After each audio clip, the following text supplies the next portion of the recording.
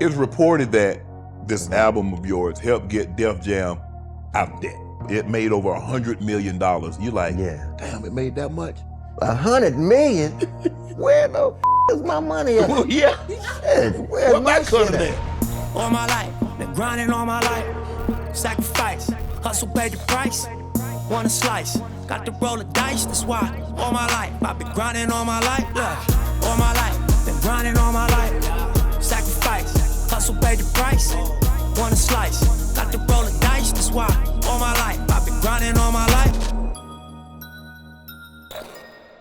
Hello, welcome to another episode of Club Shay. I am your host, Shannon Sharpe. I'm also the proprietor of Club Shay. Stopping by for conversation and a drink today. He's a music icon, a triple platinum selling rapper, a Grammy-nominated songwriter, global and groundbreaking record producer, pioneer, and West Coast legend. He helped popularize West Coast hip-hop during the 1990s. He's had one of the best rap songs ever recorded with Regulate, selling over 10 million copies worldwide. He helped get Def Jam out of $20 million of debt. A cultural influence, a pitmaster, chef, a husband, father, and a brother, all the way from the streets of Long Beach. Everybody say, church! Here he is, ladies and gentlemen, Mr. Warren G. What's up, man? How you doing, man? I'm good, man. What we've started doing, Warren, like when we have such as yourself, we ask them, not only can you sit down and have a conversation and share your story, our audience really like to hear the performers perform, like to do the songs that made them household names, that made them popular, that everybody knows who they are, and then give the backdrop of how that story came to be. And that's what you're gonna do today. So we're gonna start it off with this. We're gonna get started off with this DJ. I was in Long Beach, California, and this DJ was just a song, pretty much like a young teen story. Of a young guy that just wanted to be something in life and wanted to go in the right direction. So it was a lot of pitfalls and things in the way, but was still able to manage to, you know, make my way and build. Right. It's kinda easy when you listen to the G'd up sound. Pioneer speakers bumping as the smoke on the pound. I got the sound for your ass and it's easy to see that this DJ be Warren G. Can I get in where I fit in? Sit in, listen, let me conversate, better yet regulate. Shake the spot with my knot, made, fade. Cause I don't like to dream about getting paid. I played ball through the halls of CIS with Snoop Dogg's big brother, call him Dirty Left. Rack 'em up, crack 'em up, stack 'em up against the gate. The homies trying to catch me, but they can't.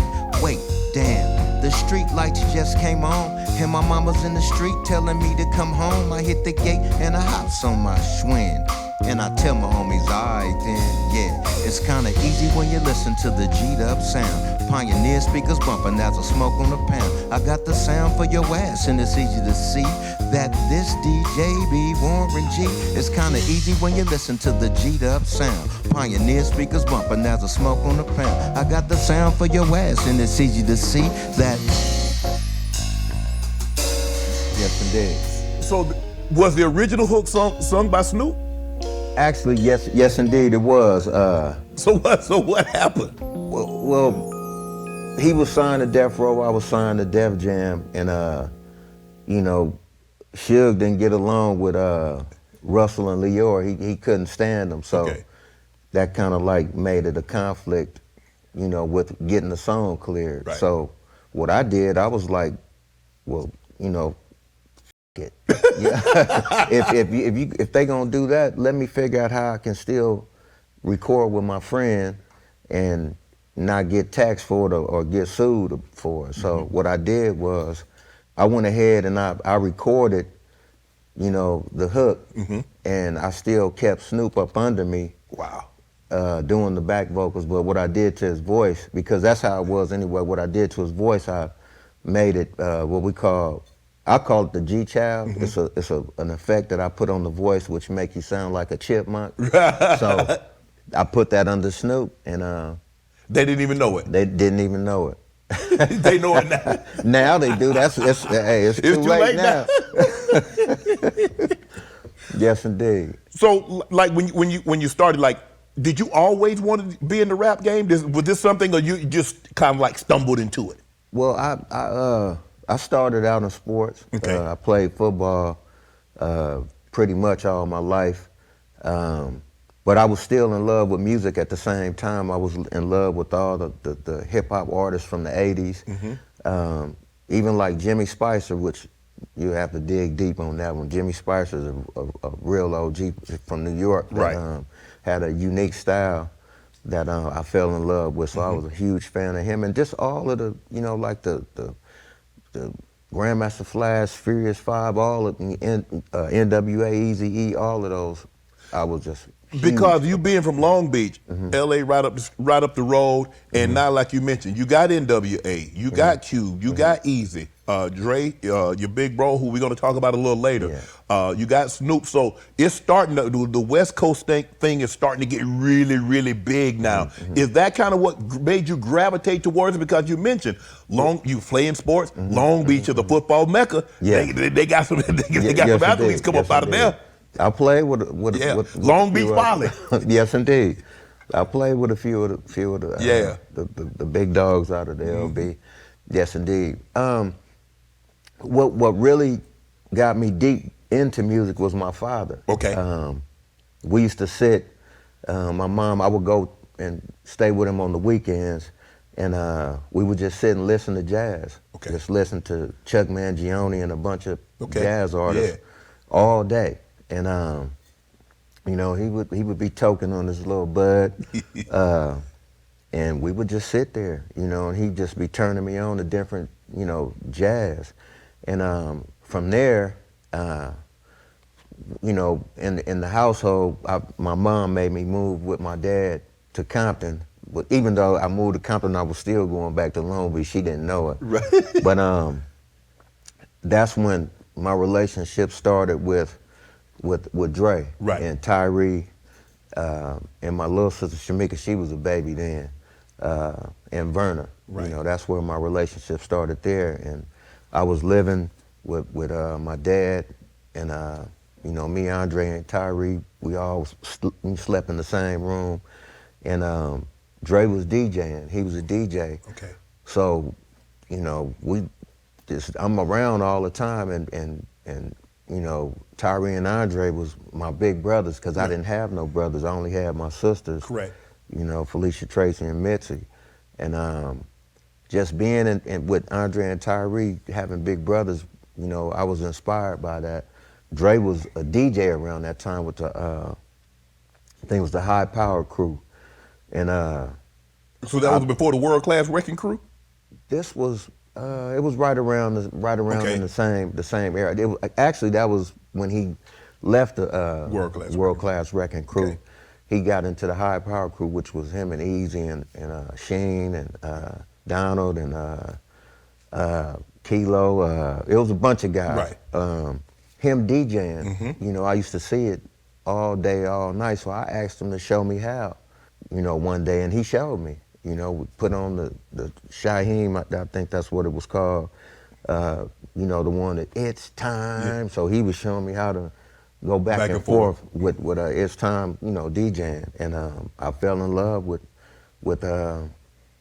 you know, I fell in love with DJing, and that along with the jazz, and then being around Snoop as a young kid, and a lot of the Voltron crew, which I talk about in this DJ. Absolutely. The twins and all of us just freestyling and rapping. That's what made me fall in love with the hip hop and with music. Period. My dad, the Voltron crew, and Dre. You mentioned the Voltron crew and this DJ, and how you guys was selling candy. Yes. Did you make a lot of money selling candy? Yeah, we was making a little. Because back then, candy was only like 50 cents a bar. Yeah, it was. It wasn't. You know, we would make like $50. Sometimes some people would make 100 and something bucks, and that was a lot. Yeah, that's a lot of money. Yeah. I mean, that's what we was. That was our hustle, and the crazy thing about it is, we was doing that. I was doing it. My mother didn't even know it. You know what I mean? So when I came home late, that's why I was saying when the street lights come on, you got to be home. You got to be in the house. So when I came in late, that extension cord came out. So I was like, wow. Well, help me understand this one. How did y'all get the money to get the candy? What we did, it was a guy named Steve. Okay. He was the supplier of the candy. He was pretty much like the big homie. He was the plug, so yeah, he was the plug. Okay. And he'd give us the bag, Right. the sack, Right. to go hustle and So how much did you get? Let's just say for the sake of argument, you're selling it for, let's just say 50 cents. Yeah. How much of that 50 cents did you get to keep from each bar? Or each piece of candy that you sold? Well, this is how we did it. At the end of the day, we bring back the money and we give it to him, and then he would break us off from there. If I made like $50, I probably would get like maybe 20, 25, something like that. That's a nice look there. That's a nice little come up. Yeah. Yeah, and then what we would do, we would play quarters. Get like me, yo. Yeah, We quarters, get like me. We playing that at McDonald's. That's when Big Mac value packs first came out. Yes, indeed. Right. Oh, yeah. All right, the next song that we're gonna hear is I Want It All.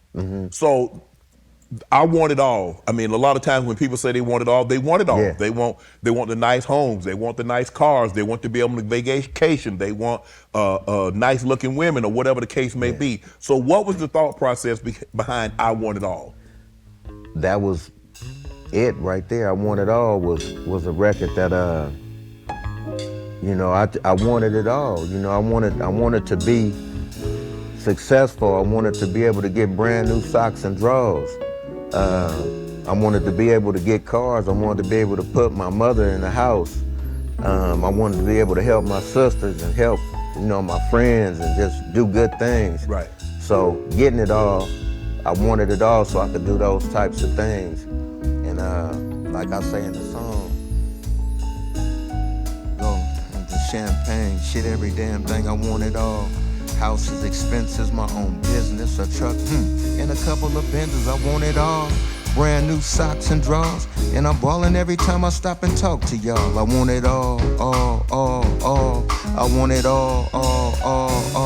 They say there go Warren G with the envious stare. Love this game too much. I wish these haters wasn't here. It's a shame. We came too far to turn back. It's a cold world, it gets so hard. You learn that from falling, trying to walk, from crawling, trying to hustle up from broke to ballin'.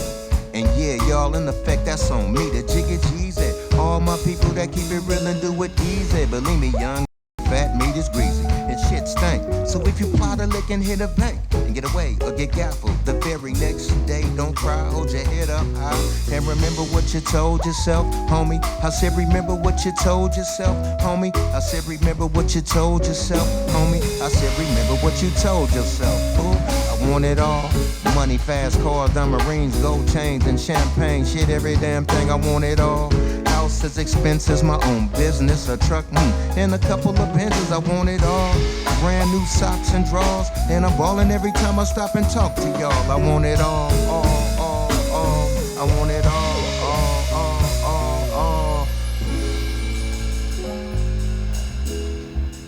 In order to be successful, you first have to taste defeat. yes.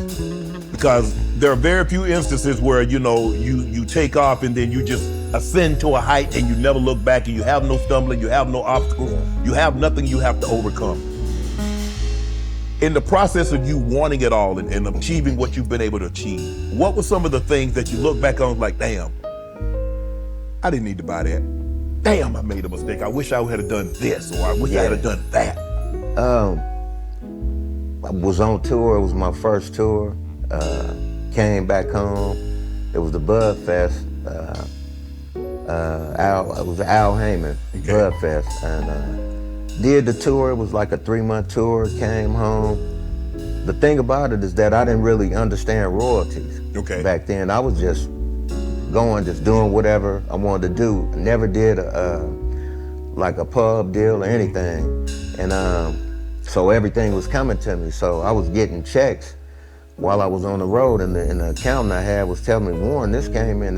So I'm like, damn, I like this. It made me go harder. So when I got off tour, came home and cash, got a 600 V12 Mercedes-Benz. Okay. Dang, big buy. Cashed it out, 120,000. Damn. Like, wow.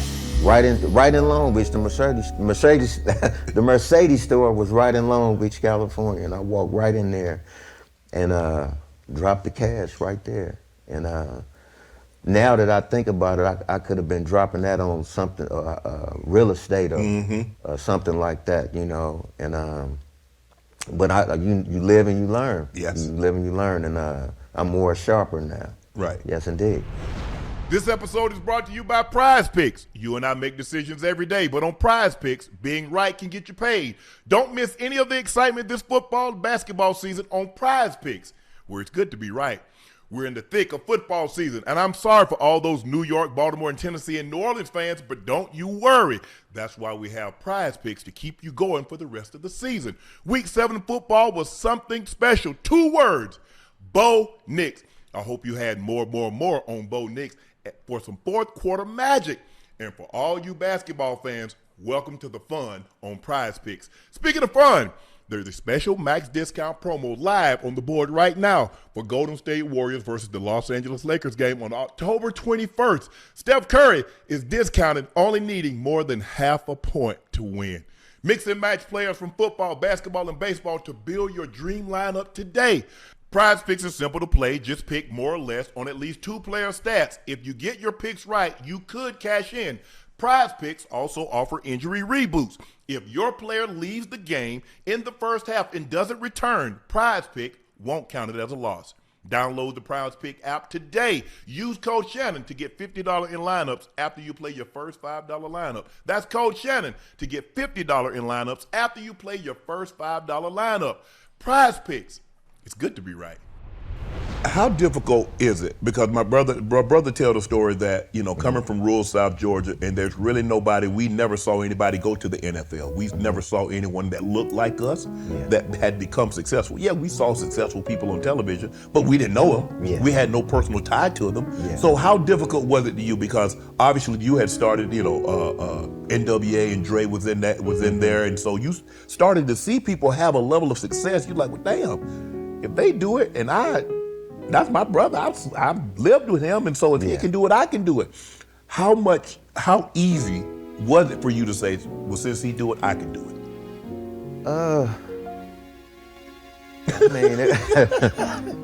It wasn't easy. I fell in love. Right. I fell in love with DJing and wanting to be a producer and rapping. I fell in love with all 3, and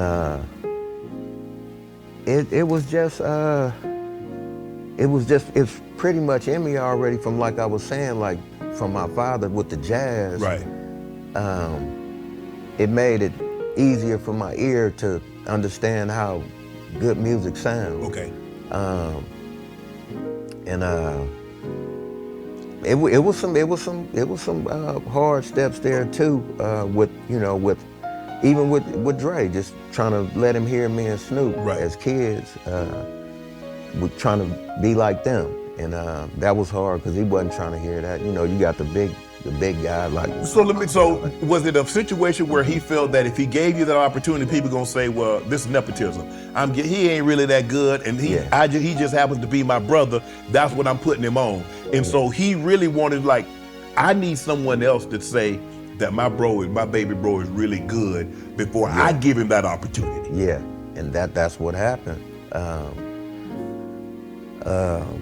That actually is right what happened. One of his good friends named L.A. Dre, rest in peace, heard our demo, 213 demo, and he was like, have Dre heard this? And I was like, no, I didn't play it for him. The reason why I was around him is because he was having a bachelor party. Okay. So I talked to Dre, and he was like, come up to the bachelor party. So I came, and music was being played, and it was kind of like the same thing being played. So I gave L.A. Dre the tape, like, man, play this. So he popped it in and played it, and everybody was like, this is banging. Okay. So they was like, so he was like, have Dre heard this? He was like, Dre, you heard this? And he was like, nah, I didn't hear it. He was like, who was that? He was like, that's Warren and his homeboys. And he was like, that's y'all? I was like, I've been trying to tell you, it's me, Snoop, and Nate. Right. I've been trying to tell you. Damn. And he was just like, you guys come to the studio on Monday. And Snoop didn't believe it, you know, and you know, we was kind of beefing a little bit at that time. Right. You know, but I didn't let that get in the way of us, you know, having a chance to be with Dre. So Right. called him, he hung up on me. I'm like, come on, man. So I had to call him, keep calling him. I'm like, man, I talked to Dre. He wants us to come to the studio. Man, let me call him on the three-way. So I called him, and Dre was like, yeah, this is Dre. This is Andre. And Snoop couldn't believe it. And that was like the kickoff. Right. To start, you know, the whole journey right there. You mentioned that when you got up, you did your first tour, you're on tour for like 90 days, and the money is coming in. You get back home and you got this big old sum of money, and coming from meager beginnings, you like, man, I want a whip.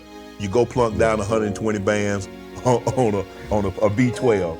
And a 64 Chevy on gold days. Hey, I hit the corner on 3 wheels on it. Damn, you had switches and everything on that thing. Everything. So when you look back, was that, and you said earlier, instead of plopping down 120 on a V12 and probably another 30 on a 6-4, I probably could have taken that, got a piece of property, and that'd have been 10, 15, 20 times what it is right now, as opposed to a car that's a depreciating asset. Yes, indeed. Was that probably some of one of your worst purchases? I'm sure you bought some jewelry. You probably got some rags. Yeah, I wasn't like, I wasn't really you wasn't a clothes guy? No, I wasn't a real super clothes guy. Even jewelry, I didn't even buy a whole bunch of jewelry. I had G-Funk chains that I bought and passed those out to all my friends. Right. But I say that the Mercedes, I bought a bunch of cars. I bought the Mercedes, I bought Yukon trucks, I bought, had houses, 2 houses. I bought, I was just buying and buying. For no reason. For no reason. For no reason. And, you know, I should have took my time a little better. Not saying that I'm downhill now, it's just I'm more smarter now and I understand more. I wasn't number like 21 years old, Yeah. 21, 22, so I was like. And came into a lump sum of money. Never had that money. Had more money than I could even in my dreams, I didn't have this kind of money. Yeah, and all the ladies, all of it. Yeah. it was lovely, man. Yeah. And you know, even with accountants, I even had a accountant mistake. Took something out. Yeah, where I was giving the accountant power of attorney. Yeah, power of attorney to sign checks for me, to do all this stuff. So I'm like, damn, why is my money going? Like, leaving so fast. I'm like, what's going on? Right. Oh, we had to put this over here for this much for taxes. So you guys taking 49% of my money over here and putting it in this account. And I'm like, damn, half of everything I was making was going here. But I'm like, where's my money at? Like, my money is leaving. I'm like, so I found out that there was some crookedness. And from that point, I was just like, you know what? I'm not gonna ever do that again. I'll mail the checks to me, and I'll sign them, and I'll mail them back. So that's how it was going when I was on the road. It'd be sent right back. I'll sign everything, paying bills, and I'll mail it back. Is it really hard to stay on top of that? Because you want to focus on making the music aspect of it. You want to focus on being the producer. You want to focus on being creative. Yeah. But in the meantime, if you're not careful and you turn over power of attorney, which can give someone the authority, they're basically Warren G. Anything that he could have signed, they can sign. Any amount of money that Warren can take out of the account, they can take out of the account. Indeed. How difficult was that to realize, like, damn, I've been got? How soon did you find out that you had been got? And then what were the steps that you took to make sure that never happened again? It was just times where I was just like looking at my account. I would go to the bank and look like, damn, why is my money leaving? Like, I ain't been spending money like that. So I started digging and talking to people, and they like, did you do this, do that, do that? You know, power of attorney. And I said, yeah, that's your problem right there. So I had to Undo that. I had to undo it, and then my uncle came in right around that time. He was fresh out the Marines, and he came in and, you know, got me out of that and got me away from that, and took me, you know, guided me on the right path. Said, Warren, you got to get an accountant. You have to have that accountant to where you don't give them power of attorney. So he was giving me all that knowledge, and that's what got me out of it, and it was terrible, man. It was terrible, and how people could just take advantage of people like that, you know, young black cat not knowing. Make you want to do something bad to them, though. Man. Make you want to do something bad to them, boy. Definitely. Because it's hard to come by. I mean, here you are in a situation growing up how the majority of us grew up, especially the majority of people that's black professional athletes or entertainers or celebs. They didn't grow up with, you know, middle class, upper middle class, so they didn't have it like that. And to get it and then to have someone try and take it, you be thinking like, whew. Yeah, it was heavy. I charged it to the game, man. Yeah. I said, you know what, if you know, the way I'm working and the way I see royalty checks come in, I get it back. Right. So it made me work harder to make more. And that's what I did, and I learned a lesson, a heavy one. It cost you a little bit, but you learned. Yes, it did. This next song, Do You See? And it's interesting because the Bible Belt, they lashed you for that one. Yeah, they put it on you, Warren, pretty good with that one. Yes, indeed. The way the hook went, give me 1 second, fellas. The way the hook went on the first one is that you don't see what I see. Oh, they was like, I started getting calls from everywhere like, Warren, you can't do, they like, Warren, the Bible Belt trip, So I said, oh my God, I was like, I don't know what to do. So I got on the mic and I was like, let me try to change up the melody of it. Right. And then that's when I came in and I was like, you don't see what I see. You don't see what I see. Every day as Warren G, I take a look over my shoulder as I get older, getting tired of motherfuckers saying, Warren, I told. Don't hear what I hear, but it's so hard to live through these years with these funny bunny. Ain't shit changing. Got my mama wondering if I'm gang banging, but I don't pay attention to those father figures. I just handle mine and I'm rolling with my off to the VIP. You see, Snoop Dogg and Warren G. Unbelievable how time just flies right before your eyes, but you don't recognize. Now who's the real victim? Can you answer that? The is Jack and all the food getting jacked. Yeah, you don't see what I see. Every day as Warren G. You don't hear what I hear, but it's so hard to live through these years. You don't see what I see. Every day as Warren G. You don't hear what I hear, but it's so hard to live through these years. Yes, indeed.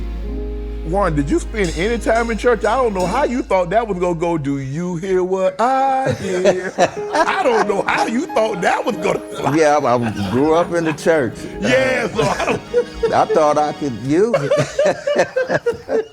They was on my head, but it worked out, man, and it became one of my biggest singles as well. Yes. What did that song mean to you? It meant a lot, cause that was me and Snoop's the things that we was going through before we had got into the music business. You know, it was a lot of hustling, a lot of people. We were still, you know, trying to pursue the hip hop, but in between that, we was hustling.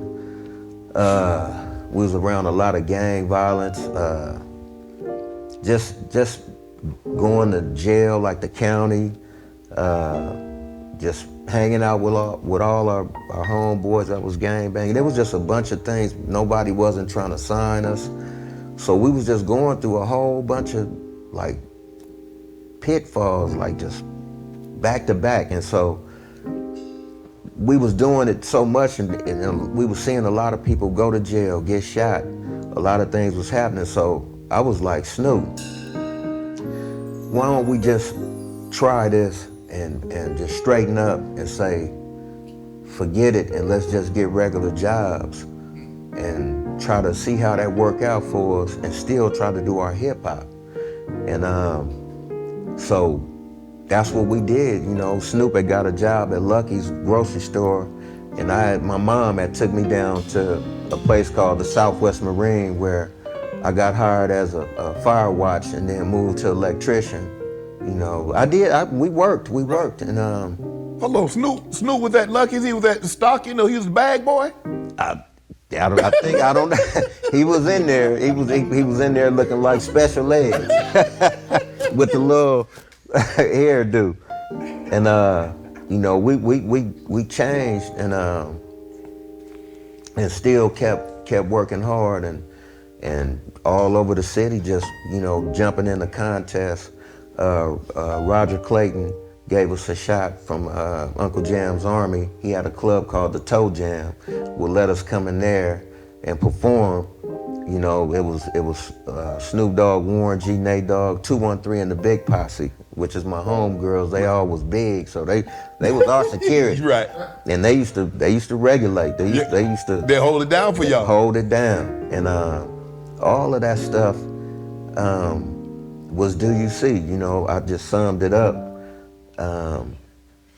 in the song. You know, should I A, go back to slanging dope, or should I B, maintain and try to cope, or should I C, just get crazy and wild? But no, I chose D, create the G child, and that's what I did, and what we did is musically, just working hard, just staying at it. How old were you when you and Snoop met? When you were in, you know, junior high, grade school? How old were you? Elementary school. Elementary school. Yep, elementary school. Beverly would walk Jerry. Jerry is Snoop's dirty left, okay, which is Snoop's oldest brother. Okay. Is Jerry, which I call Dirty Left and this DJ. Right.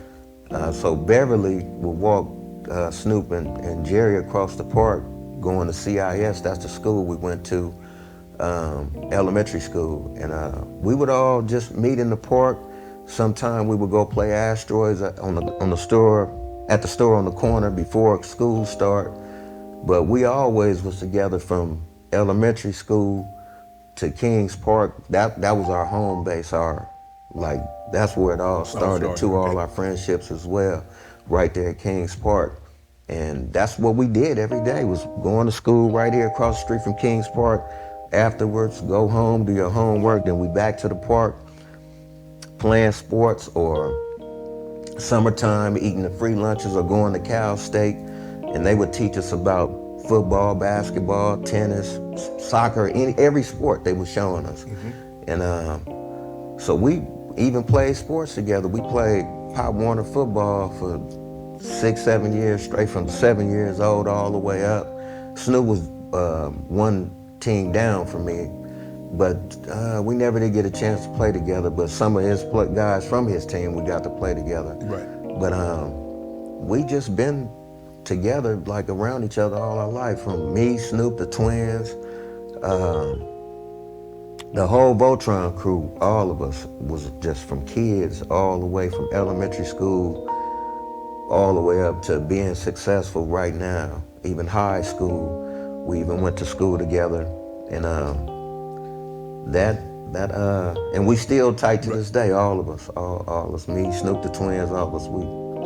When did you realize that you and Snoop shared the same love for music, wanted to be in this rap thing?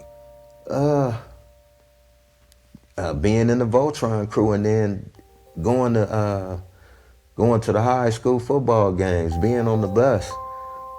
Battling people at school at the rallies, football rallies, battling the other artists in the schools, ditching school to go to other schools' rally to battle them.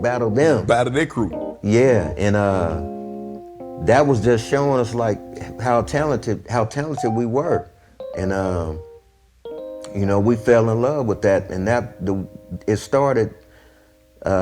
Snoop had got sent up to North Long Beach, because I was up in North Long Beach, North Long Beach, right there by Compton. And Snoop moved. His mother, Beverly, moved to 61st Street, so he ended up coming to Jordan because I had to go to Jordan because I was in North Long Beach. And one day at lunch, I hear somebody, Warren, and I look, and I'm like, Snoop. I'm like, nigga, what you doing up here? Like, he like, man, mom's moved up here.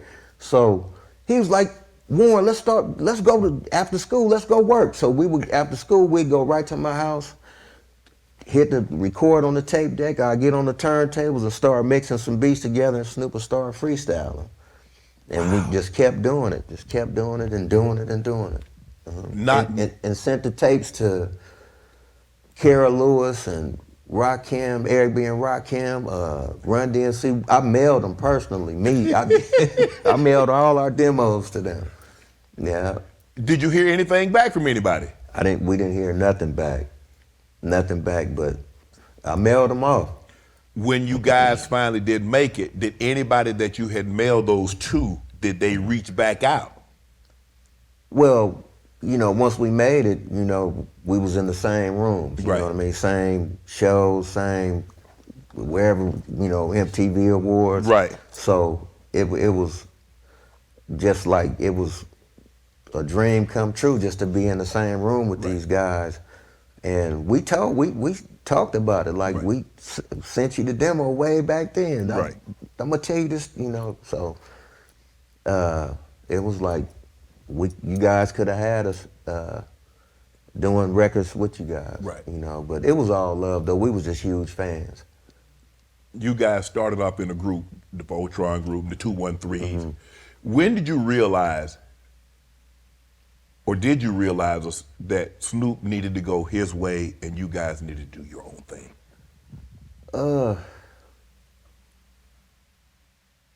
You mean as far as like that he was gonna be solo and you and Nate was gonna do your thing, or was it? Well, we never like separated. We was always 213 no matter what. Right.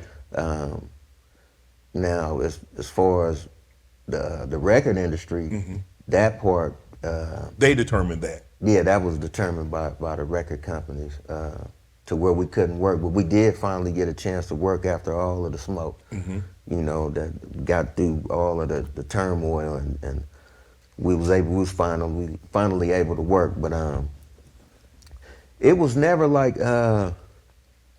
where, you know, Snoop would be like, "F y'all," you know what I mean? We always, like I said, we was always tight. We always moved together. Now, as far as myself moving in my own direction where I went to Def Jam, you know, that was because Death Row with me, you know what I mean? So. Why? I don't know. I guess I was just, I was. I mean, cause Dre, was Dre still at Death Row at this time? Yeah, he was at Death Row. Okay. Well, damn, I mean, first of all, they popped the tape in. You've been trying to get Dre to look at you for a minute. Okay, he doesn't. And then somebody else come in, they pop the tape in when you're at a function with Dre. And they're like, man, who is this? He said, man, this Warren G and this homeboy Snoop and so forth and so on. So he's there. He knows what you guys are capable of. Yeah. Did you feel some type of way about that? Like, damn, bro, you can't even look out for you? No, I wasn't like tripping like that. I just was like, I'm gonna keep going hard, keep working hard. He actually told me, he's like, Warren, you gotta be your own man. Right. This was like, well, he's like, well, Dre, I am my own man. It's not like you, I'm good on this thing now. But outside. But you gotta go outside, it's okay.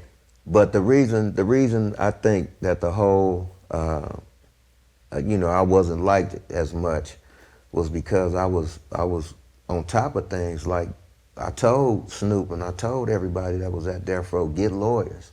Right. You know, don't just sign any of these contracts, get lawyers. So I guess that upset Suge and he got pissed off about it. So that's probably the main reason why, you know, I didn't get signed over there, because I was just as talented as everybody else. Right. You know, production-wise, artist-wise, rapping-wise, even on the DJ level, I was equal to everybody. Right. So it was pretty crushing to not be able to be with my best friend, be with my brother, which was like a best friend as well, but a big brother.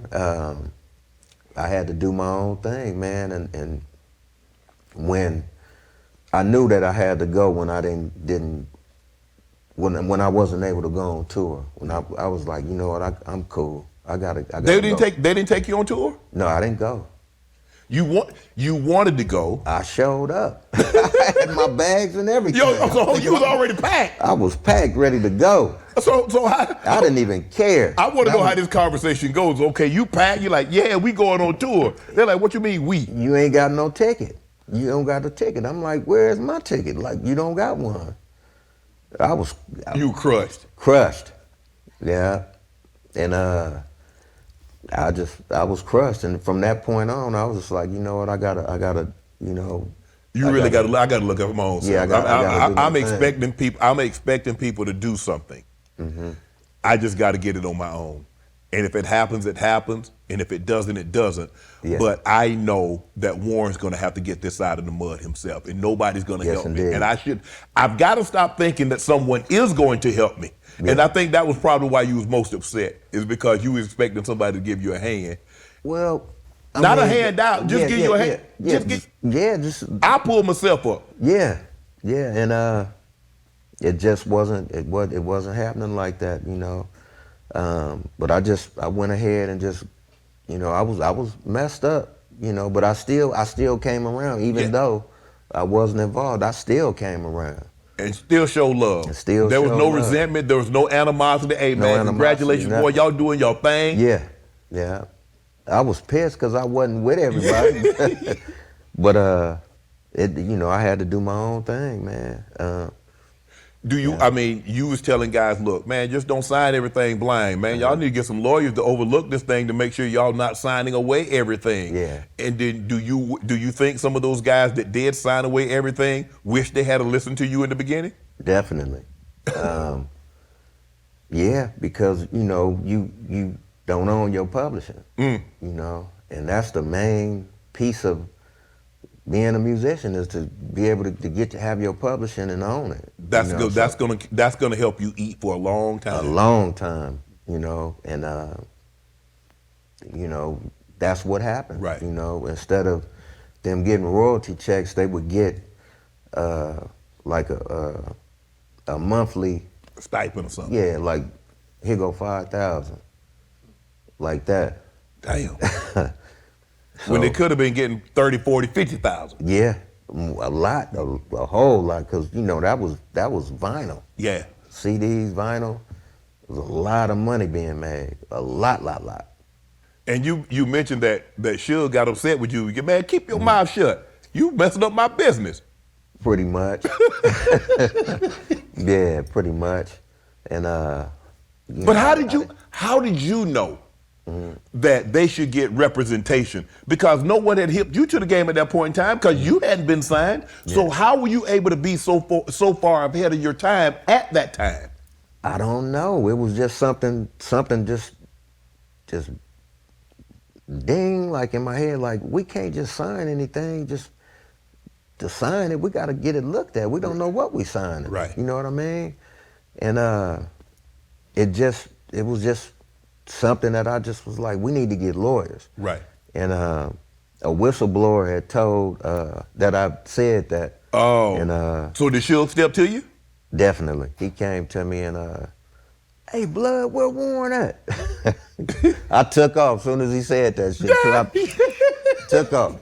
And it was an elevator, so I couldn't get down because the elevator was the only way to get down. Right. So I got caught. He caught me, grabbed me. It was like, Blood, you told them to get lawyers. I was like, I said, man, if you don't get your hands off me, I said, I'm calling all my homeboys. And he let me go. And that was it, you know, that was it. And y'all hadn't been cool since, huh? We wasn't. No, y'all we wasn't on the. I mean, we was okay. We was cordial. But I think that's what really was why I didn't get signed to Death Row, because I was sharp about it as far as looking at the paperwork. Right. you know, and What year was this for you? Like 91, 2? that was about 91. Yeah, 91. Yeah, 91, because I dropped Endo Smoke in 92. So that was like 91. Right. Yes, indeed. And then cause Snoop came out with what dog pound dog fight? What That came in 94. 90, okay. Yeah, the Doggy Dog World. Yeah. That was 1994. Doggy Style. I mean, Doggy, my bad. yes. I said Doggy Dog World. Yeah, Dog Style. That came out in 94. Yeah, so that 94, because I came out in 94 as well. Yes, indeed. When Snoop dropped in 94, and boy, did he drop. Yeah. It exploded. Yes, indeed. I mean, his style, the cadence, the flow, everything about. I mean, he had the perfect name because he looked like Snoopy. So I mean, it was perfect. It was perfect marketing. It was the perfect time. And when you heard it, you like, it ain't never gonna be the same again. Yeah.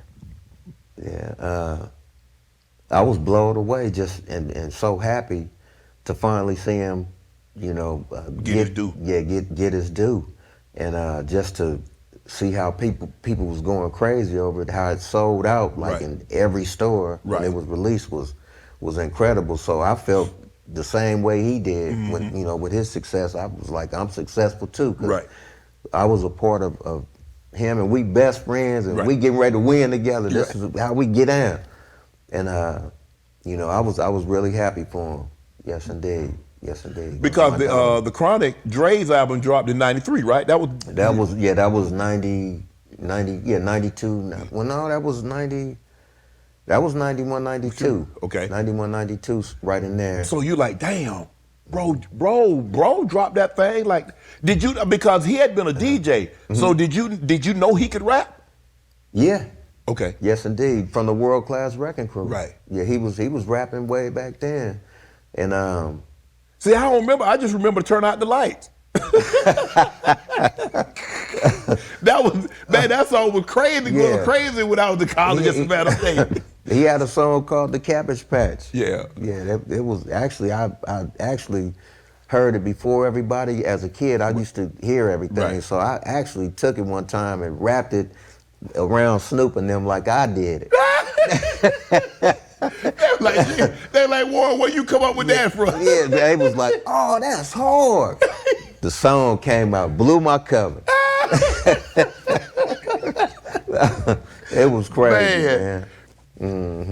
Yes, indeed. So everything, and now everything, okay, Dre comes out in 91, 92. You got Snoop coming out and you 94. And then here come you and Nate. Yeah. Yes, pop indeed. On the scene. Yes, indeed. What happened was I was at the studio one day with Snoop and Dre and everybody, and Paul Stewart and John Singleton was there. Right.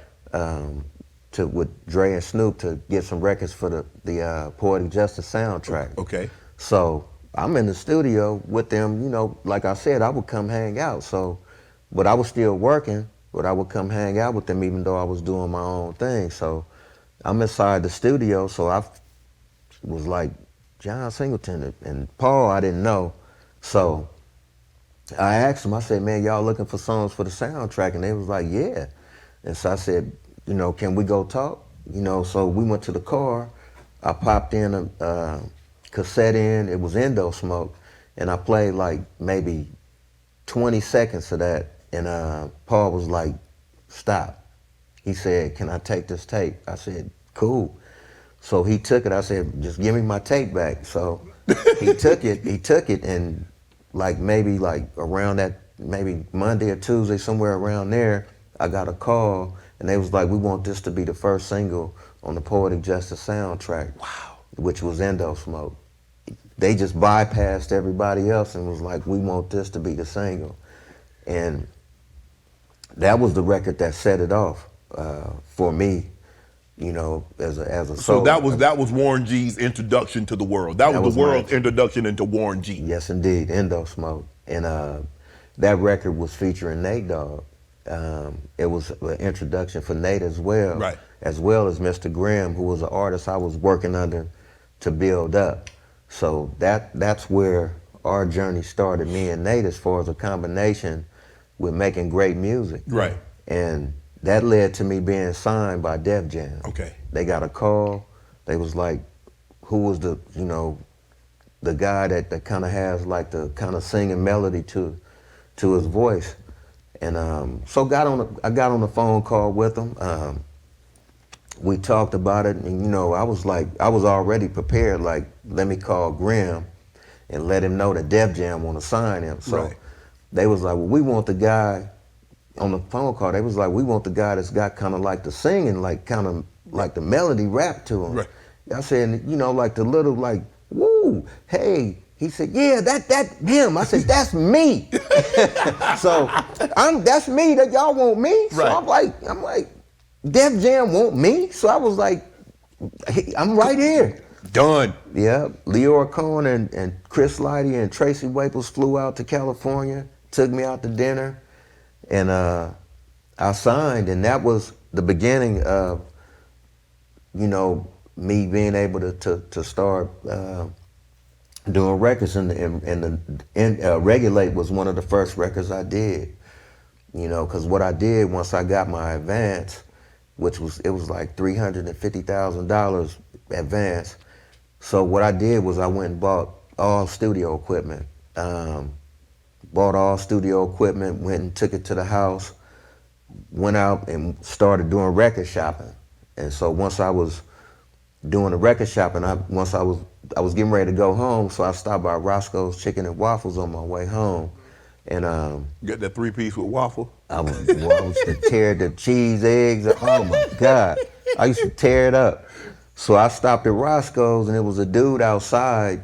He was selling records. Okay. So I bought the whole crate of records off Right. of him. I was like, I think I gave him like $500, took the whole crate of records.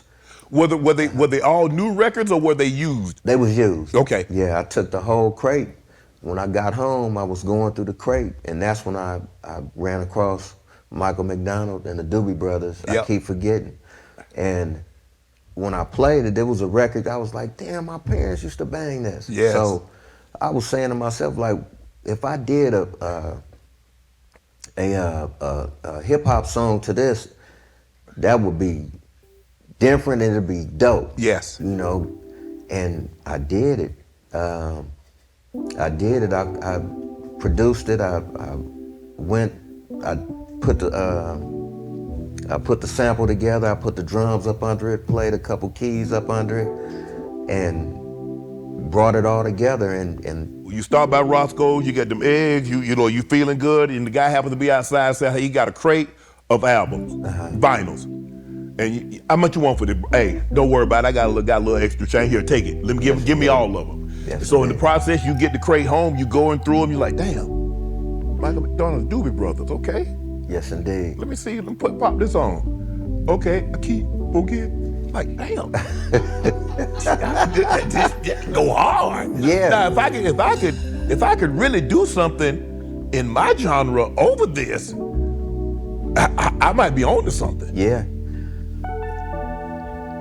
That's the way I was thinking. If I could put a dope song over this beat right here, I was like, this could really be different, and it could really put me in hip hop real good. But I wasn't thinking of it like it was gonna be one of the biggest records ever. Yes. You know, I was just thinking of it like, Because even though Endo did what it did on Yeah. Poetic Justice, Yeah. this was the one. This was Warren G's introduction to the world. Yes, it did. All across, France and the UK and London and Finland and Sweden and all this, they knew. Even though they didn't speak English, they knew this. yeah, yeah. They knew this. Yes, indeed. Yeah. Regulate. Okay.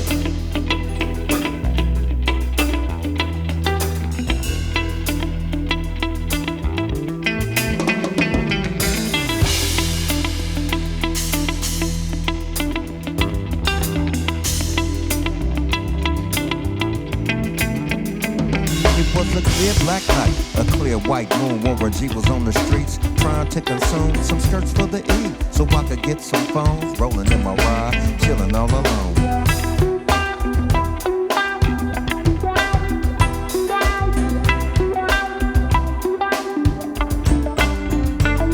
So I hooked Select on 2-1 and Lewis. Some brothers shooting dice, so I said, let's do this. I jumped out the ride and said, what's up? Some brothers put some gas, so I said, I'm stuck. Wide swing, and they straight hit the curve.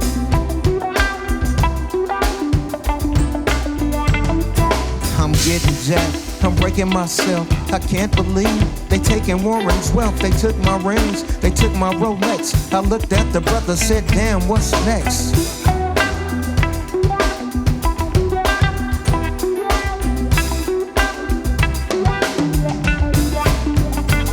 They got guns to my head, I think I'm going down. I can't believe it's happening in my own town. Wings I would fly, let me contemplate. I glanced in the cut and I seen my homie Nate. And one in the hole.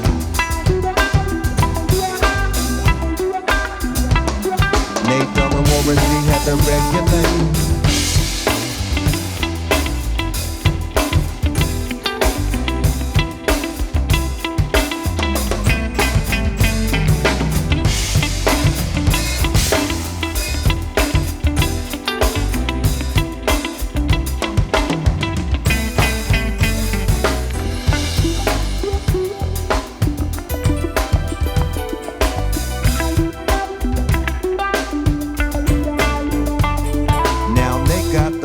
And that's a known fact. Before I got jacked, I was on the same track. Back up, cause it's on N-A-T-E-N-E, the Warren to the G. And me, that's I'm desperate, but Nate Dogg in the G chat.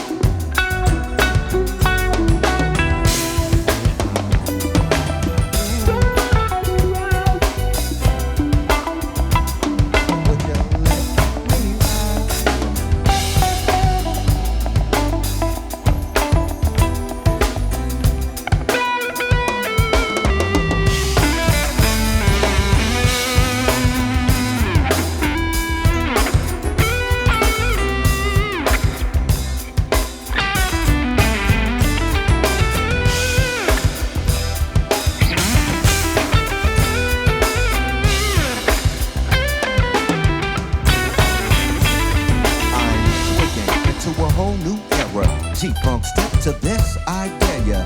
Funk on a whole new level. Chords, strings, we bring melody. G-Funk, where rhythm is life and life is rhythm.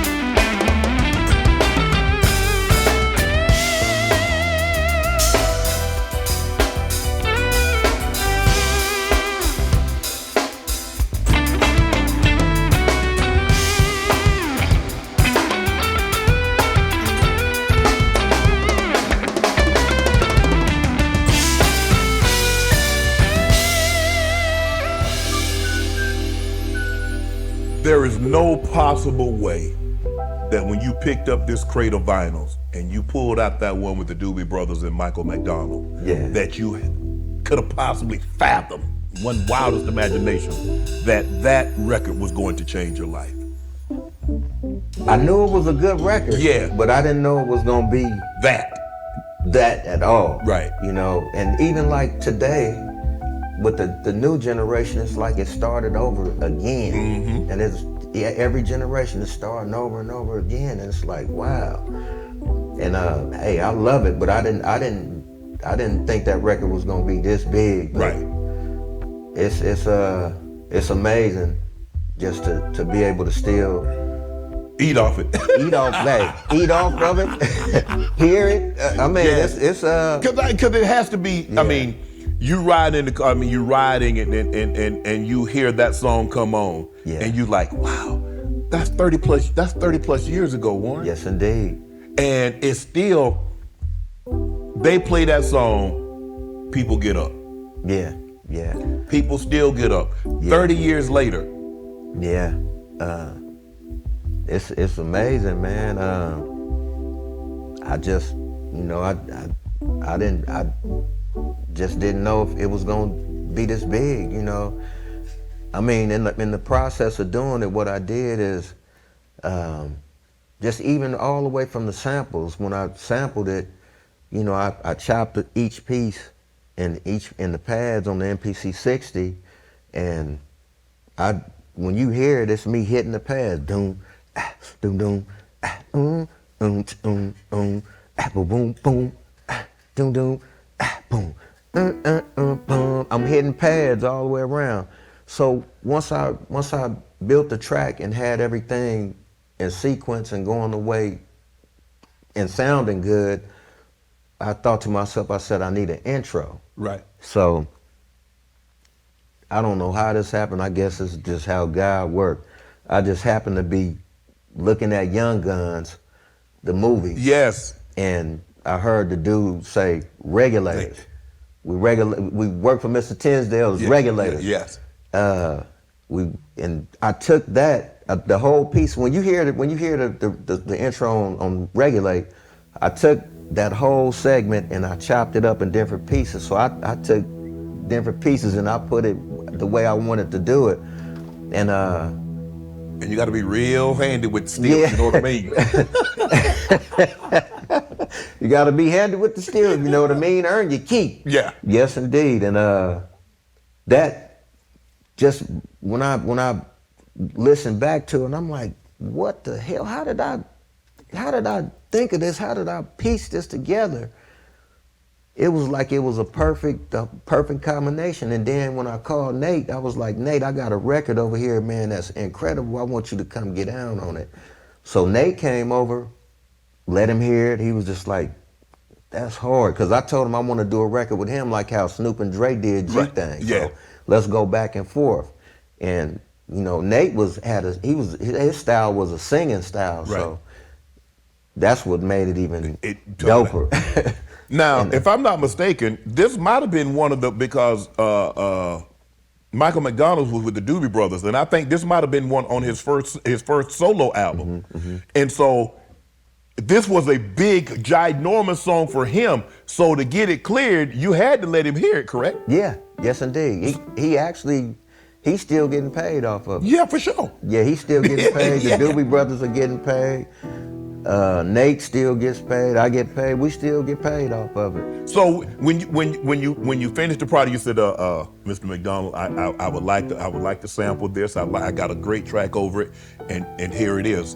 Yeah, well, what happened? The company got it cleared. Okay.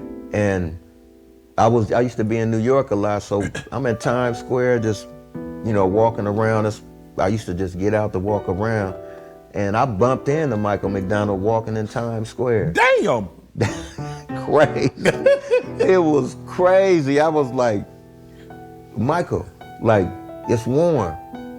And he was tripping like, Warren G. I was like, yeah, it's Warren G. He's like, man. So it was, cool to meet him. You know, we didn't talk that much. We didn't talk like long. It was just like, yeah. So, and then kept pushing, but later on down the line, what I did was, he was performing where I lived at, and so me and my wife went to the concert, and I told some of his people that I was there, and so he was out there, doing his thing, performing. So he got to Regulate. He was just like, I want to send a special shout out to a young guy out here in the crowd. Thanks to this guy, you guys are still hearing, I keep forgetting to this day, and he made this song called Regulate. So I'm getting ready to do my version of it right now. And he was like, Warren G. And then they shine the light over where I was at. And I was like, hey, like, how y'all doing?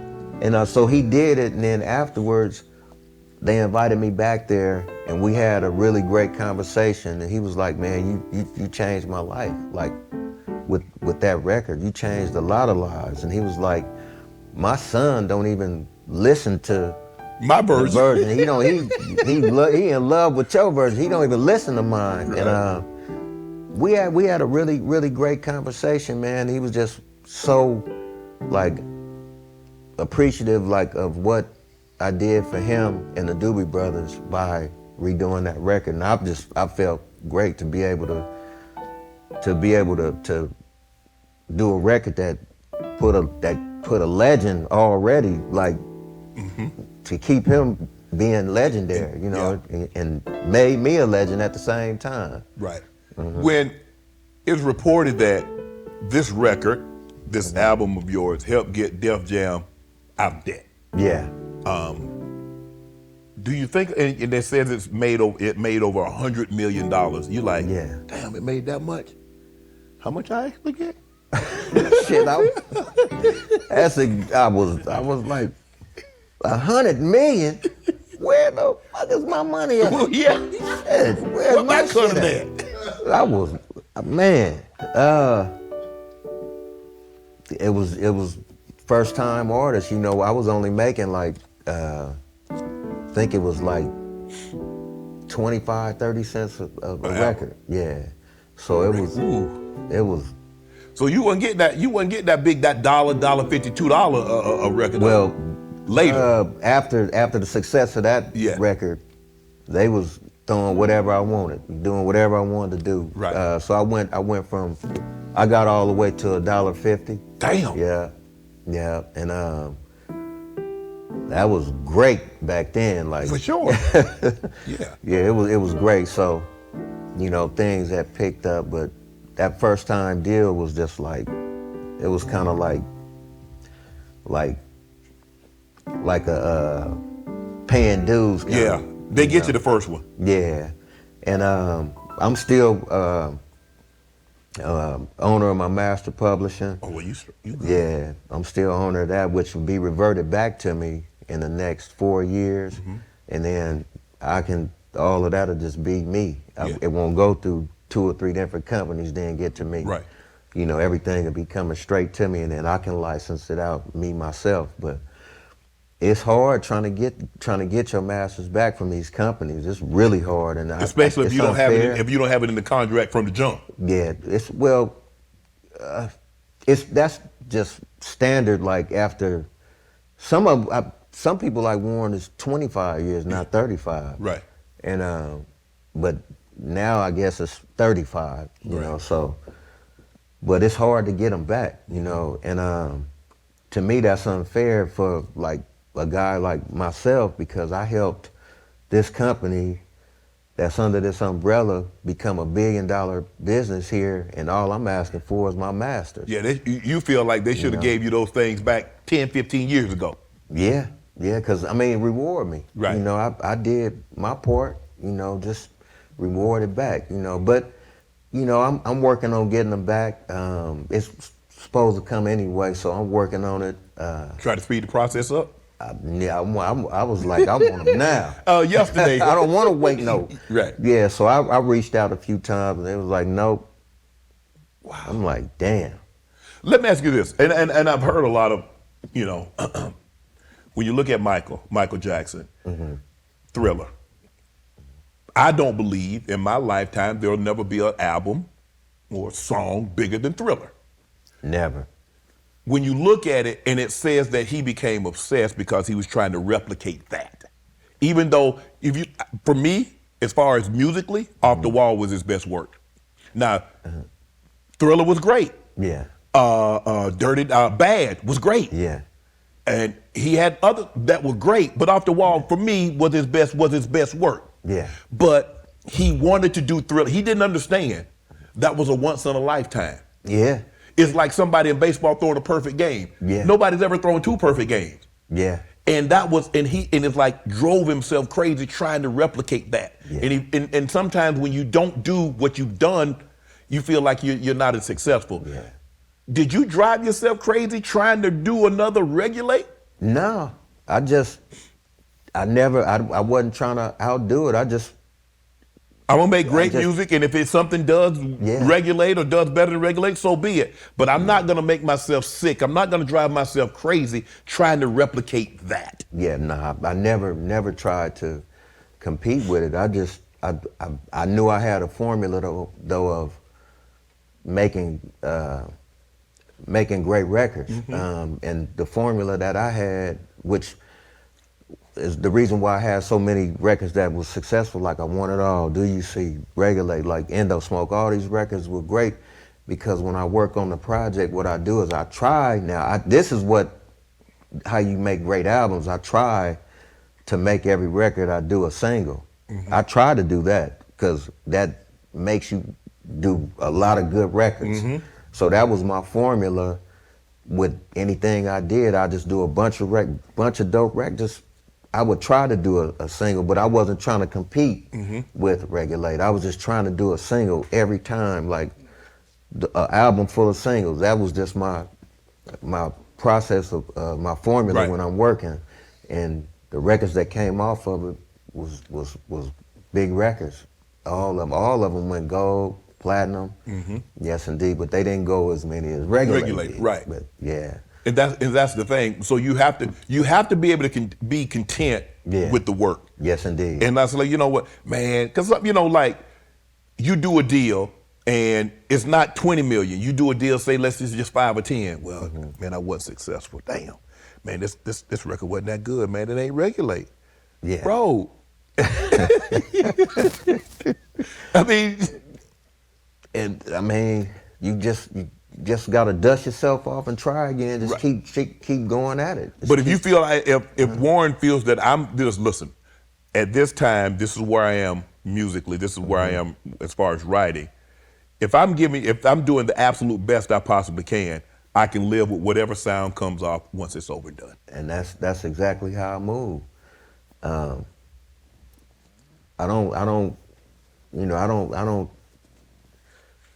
don't like try. I just work and just. You don't measure success of one album by the success of another album. No. Each is an individual project. Yes, indeed. Okay. Yeah. Okay. Yeah. And that's where that formula kicks in. It to where each one of those projects, whatever the next project is or whatever I'm doing, like I said, I try to make it like it's a single. I try to make every record on there a single. Is it true that LL came and picked you up? Yeah. First time in New York. I didn't believe it was him. Cause I'm like, what the LL gonna come pick me up for? I ain't nobody.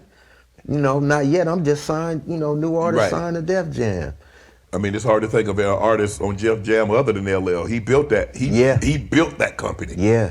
And I was like, I couldn't believe it. I was, because first of all, I was a huge fan because he was one of those artists that I talked about that I looked up to, and which inspired us. And for them to call my room and say, Warren, he called. I was like, "Is this Warren?" I'm like, "Yeah, this Warren." He's like, "Yo, this is LL. I'm downstairs, man. I want to take you around, take you around the city, man. Show you New York." So I'm like, "This ain't no goddamn man. Somebody playing."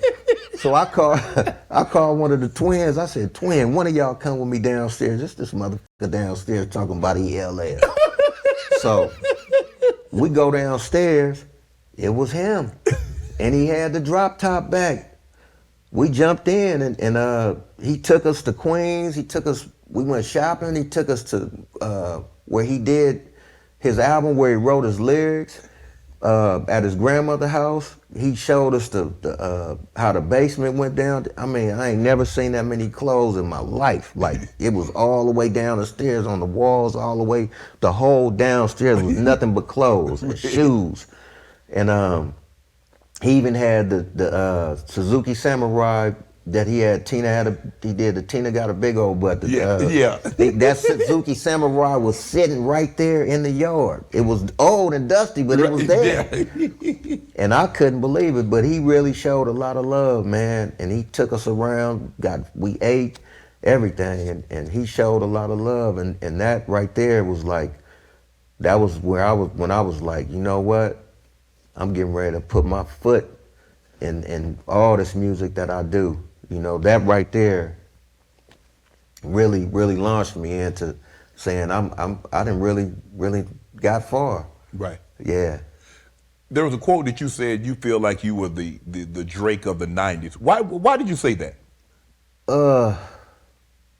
Cause all the ladies like him. You know, all the ladies love Warren. You know that's how it was. I was like that in the 90s. You know, I was like all the ladies. I was a solo artist, looked good, had a fresh fade. Now I'm toe up, bald head, I got a little gray hair. That thing all the way faded. And you know, but back then, you know, a lot of the ladies loved Warren. To this day, it'd be, you know, I'd be out somewhere, me and my wife, it'd be ladies come up like, you was my crush and this, that, you know. They grandmas now, Warren? Huh? They grandmas now, the one in your crush. But it's even younger. Yeah. Younger. I mean, it's like, you know, like 30s, 40s, like, you know. Not that I'm an antique, I ain't an antique, you know. You know, my early 50s. Yeah. But yeah, that's the reason why I said that, because a lot of the ladies, I was like the ladies' man in that era. Right. And he's a ladies' man in this era. Right. Yes, indeed.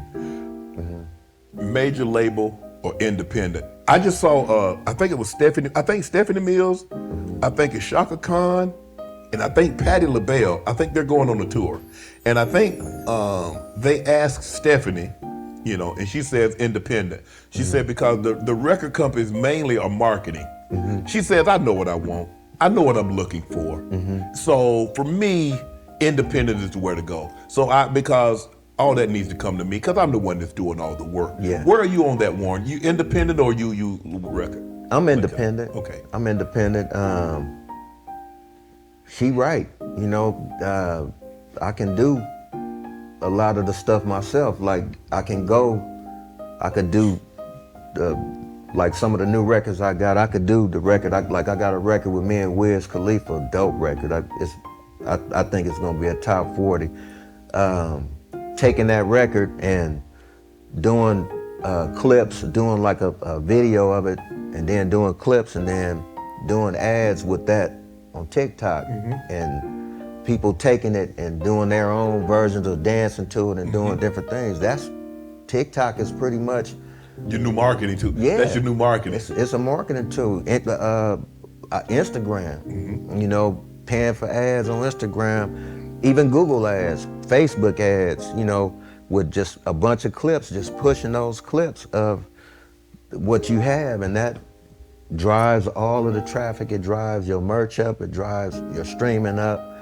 But I'm gonna try something. Well, I'm not gonna even try, I'm gonna do something different. It's not a whole lot different, but I wanna try and bring back more of vinyl and CDs, because people ain't got rid of their CD players or their vinyl players. No. So I want to do a special edition. I'm gonna do some special editions. I'm gonna print up maybe 10,000 vinyls or CDs and sell those to the true fan base. Yeah. You know what I mean? And just to get that nostalgia back. Exactly, because it's like the computer world is like, we don't know how they could change numbers. You know what I mean? Do all kind of stuff. So just to do that for the fans and give them that realness again, it'll be different. You know, it'll be different. And I'm sure a lot of people will probably follow that motto. Actually, I got a few friends that is using that motto already. And they successful with it. Right. Where are you on the streaming?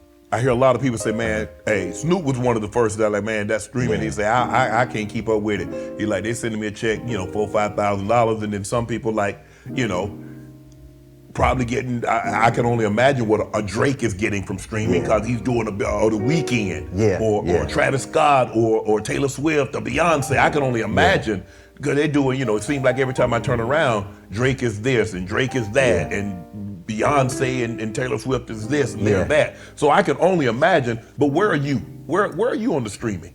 I mean, I don't like it because, but I got to deal with it because it's the way the business. It is what it is now. Yeah, so, but I don't like it because you can't really monitor, those numbers. We can't. They tell you that it might be more. Yeah, I'm sure. Yeah. In a lot of cases that it is more, but it's the way of the game. So you got to change with the way the game changed. But like I was saying, like doing that, bringing that vinyl and those CDs back, that'll give, the true fans something to really hardware. You know what I mean? That they can touch and feel, because you can't touch streams or do anything. You can't grab that and pop it in your CD player, but you can pop this CD in here. You can't pop that vinyl on that record player. And get that. The last song we're gonna have you to perform is "Ain't No Fun." Yeah. How did this "Ain't No Fun"? How did that come about? Well, I actually walked in on "Ain't No Fun." We was recording at Village Studio right there in Santa Monica, and I walked in on it, and they was like, "Warren, you wanna do a verse?" And I was like, "Yeah, I'll do one." But the concept of "Ain't No Fun" was like, ain't no fun if the homies can't have none. We just young teens. Yeah. Even the ladies, like young teens just having a good time, partying, having a great time, having fun. Right. And I'm not gonna get mad if she dance with you or you guys, kissing or whatever. I ain't gonna get mad. It ain't no fun if the homies can't have none. Right. So it's just like not being a hater, a player hater, just being able to have fun and be around a lot of beautiful ladies, and the ladies being around a lot of great looking guys. And ain't no fun if the homies can't have none. The ladies, they feel the same way. Yes. They sing it just like we sing it. You know what I mean? Right. Yeah. Oh yeah. But Nate killed it. Yeah. Baby, I can't sing before you opened up your gap. Hey. I had respect for you, lady, but now I take it all back. Hey. 'Cause you gave me all you say. Yeah. And you even licked my balls. Oh wow. Leave your number on the cabinet, and I promise, baby, I'll give you a call. Hey, next time I'm feeling kinda horny, you could come on over and I'll break you off. Hey, and if you can't fuck that day, baby, just lay back and open your mouth. Nate, I can't have never met a girl. I hope I got close on that one. And that was a record. Like I said, it was us having fun, having a good time, and I just hit him with that. Ooh, hey, now you know. Inhale, exhale with my flow. 1 for the money, 2 for the 3 to get ready, and 4 to hit the switches in my Chevy. 6-4 rag to be exact, with on my side and on my back. So back up because I'm struggling. Just get on your knees and then start juggling these motherfucking nuts in your mouth. It's me, Warren G, with the clout. Woo! If the homies can't, it ain't no fun. If the homies can't, yeah. Yes, indeed. Some people, having done this now for 5 years and talked to a lot of different people that do what you do. Some people, they like it quiet in the studio. It's just them, got the headset on, going. Some people like a lot of people running around, a lot of chaos and ruckus. Some people smoking, whatever the case may be. When you go into the studio, how do you want it? You want it nice and quiet? You want chaos? You want women running around? You want the homeboys firing up? How does Warren want it? Chaos.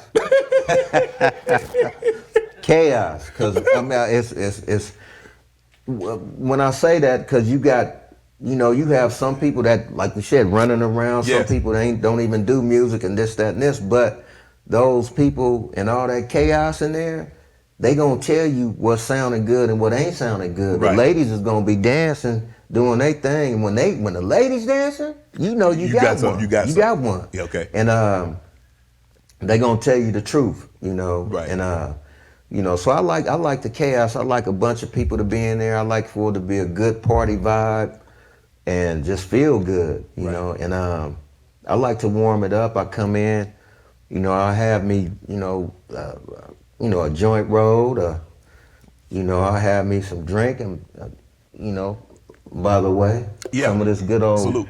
That's the best. I promise. Look, before you drink it, I promise you, that is the best cognac that you've ever gonna taste. I promise you. Now, hey, you keep it real. We're gonna keep the camera rolling. We ain't gonna edit anything. I promise you. If that's not the best cognac, no sugars, no artificial colors. That brown is from the barrel, the oak barrels. That's a No BSO sugar? Wow. from the grapes. Wow. A Uni Blanc grade and a Petite Champagne. That's the combination that we use. Magnifico. Wow. Well, hey, that's to my homeboy Shannon Sharpe. Yeah, that Shay by La Portier. Yes, I promise, Warren, I promise you, you're not gonna be disappointed. I promise you. Wow. That is a different. That is. Now you say you on the grill. You say you on the grill like that. That's what you say. You say you be on the grill hard. That's what I do outside of hip hop. So you a pitmaster for real? The hip hop pitmaster for real. Yes indeed. Yes indeed. I got some food for you here. Okay. Yeah, I got. Let me ask you this: of all the videos that you've been in, let's just say that they weren't yours. A G thing, Gin and Juice. What's your favorite video to be in? What was your favorite one? You had the most fun. I'll say G thing. That was young Warren, that was before Warren G. Yes. And I was just there supporting Snoop and Dre. And the whole day was just full of fun, full of a bunch of people just, we having a real barbecue. We was out there for real, really having a real picnic, and it was just so much fun. And then they caught me in the video rolling a joint and kept it in the video because I was like, I'm trying to smoke. So I'm dancing, I'm partying. They caught me rolling the joint. So and to this day, everybody still be like, Warren, wasn't that you rolling that? I'm like, yeah, that was me. But that was the most fun I had, man. And because all my homeboys was there. Yeah. Dre, DOC, our crew was there. It was just all our Long Beach buddies was there. It was a bunch of dudes from Compton, even Inglewood. Everybody was there, just having a good time, man. And was that the first time you had ever been in a video? You know what? I was in I ain't talking about those kind of video. I'm talking about. Well, ladies and gentlemen, well, I was in was it Easy Does It? Yeah. Not Easy Does It. Yeah. I was in Easy Does It. It was me and my brother Tyree. They flashed on us real quick, but we was in Easy Does It way back in the day. Yeah. But the most fun I had was G Thing, man. I had a ball. Yes, indeed. Music. You mentioned that you got a song coming out with Wiz. So are you gonna? Is it just a song? You got an album coming out. So what's next for Warren G? A lot of good music. Like I said, me and Wiz got a really great record called Mad at All. Snoop and Corrupt got a really dope record. It's called The Doberman Gang. Right. I got solo records. I got a record that that's everybody is gonna love. This one is called "We Gonna Dance Again." Really dope record. All the records is dope. I actually got a record with Lil Wayne called "All Alone." Working on that one. Right. You know, to get the clearance on that. Wayne, you did the record, got the clear, buddy. Right. My guy, love you. You know, really dope record. Me and Nate got a record called "I Found You." That's people gonna really love that combination again. Right. You know, I'm giving them that again. Me and never heard before record with me and Nate called "I Found You." It's a really dope record. And I got a bunch of. I don't want to give everything away, but I got a lot of great music coming. I'm still active. I'm not like done with the music because Right. you never too old to make a hit record. Right. Just constantly working. I'm constantly doing work outside of hip hop. As far as my barbecue sauces and rubs, I'm the hip hop pitmaster. I'm actually getting ready to do a cook with my team up in Alabama at the Crimson Tide for 2,500 people. We're gonna go in and That's gonna take you a couple of days to get ready for that. well, I'm just the guy that I'm the guy that I'm Tell the everybody you manager. But all my other pitmasters, Right. they gonna do their thing. This is when I get to chill now. Right. Like what I did with the food I cooked, I did this. Right. But I have my team and we get down and I do that outside as well as investing in real estate. Right. So just trying to stay busy and do it all because I want it all. Right. And I can understand that. Yeah. Clear this up. I think there's a misunderstanding. The Super Bowl was in LA. Uh-huh. Dr. Dre, Snoop, I think 50, M, Mary J. And you said you weren't, I don't know if you were, I'm sure you would have loved to perform, but you wanted like tickets to be like, have your son. You wanted to take your son and you wanted to be on the field so your son could see that up close. Yeah. And that wasn't able to happen. Was there a misunderstanding? Was there late communication? Clear up what actually happened. Did you put the ticket request in a timely manner? Because you can't definitely. Excuse me. You can't wait till the day before the performance. No. I had, I had talked to some people and we were supposed to connect once I got there, and everything just went blank. And I was sitting in the regular. You was in the stands? In the stands, and people was like, "What are you doing? What you doing up here?" Like, even like I think I seen Stephen A. and a couple other cats. Like, they was like, "What you doing up here?" And no, that was Nate Burleson. Yeah, Nate Burleson. He was like, "What you doing up here? You supposed to be down there performing." I was like, I'm not performing. I'm just here to, here to just support. That's what you play. Yeah, I'm just here to support, bro. I'm just happy to be in the house. Yeah. And but it was just the communication just wasn't right, and in 2 years, it's back. I think it's back in LA next year. Yeah, that's dope.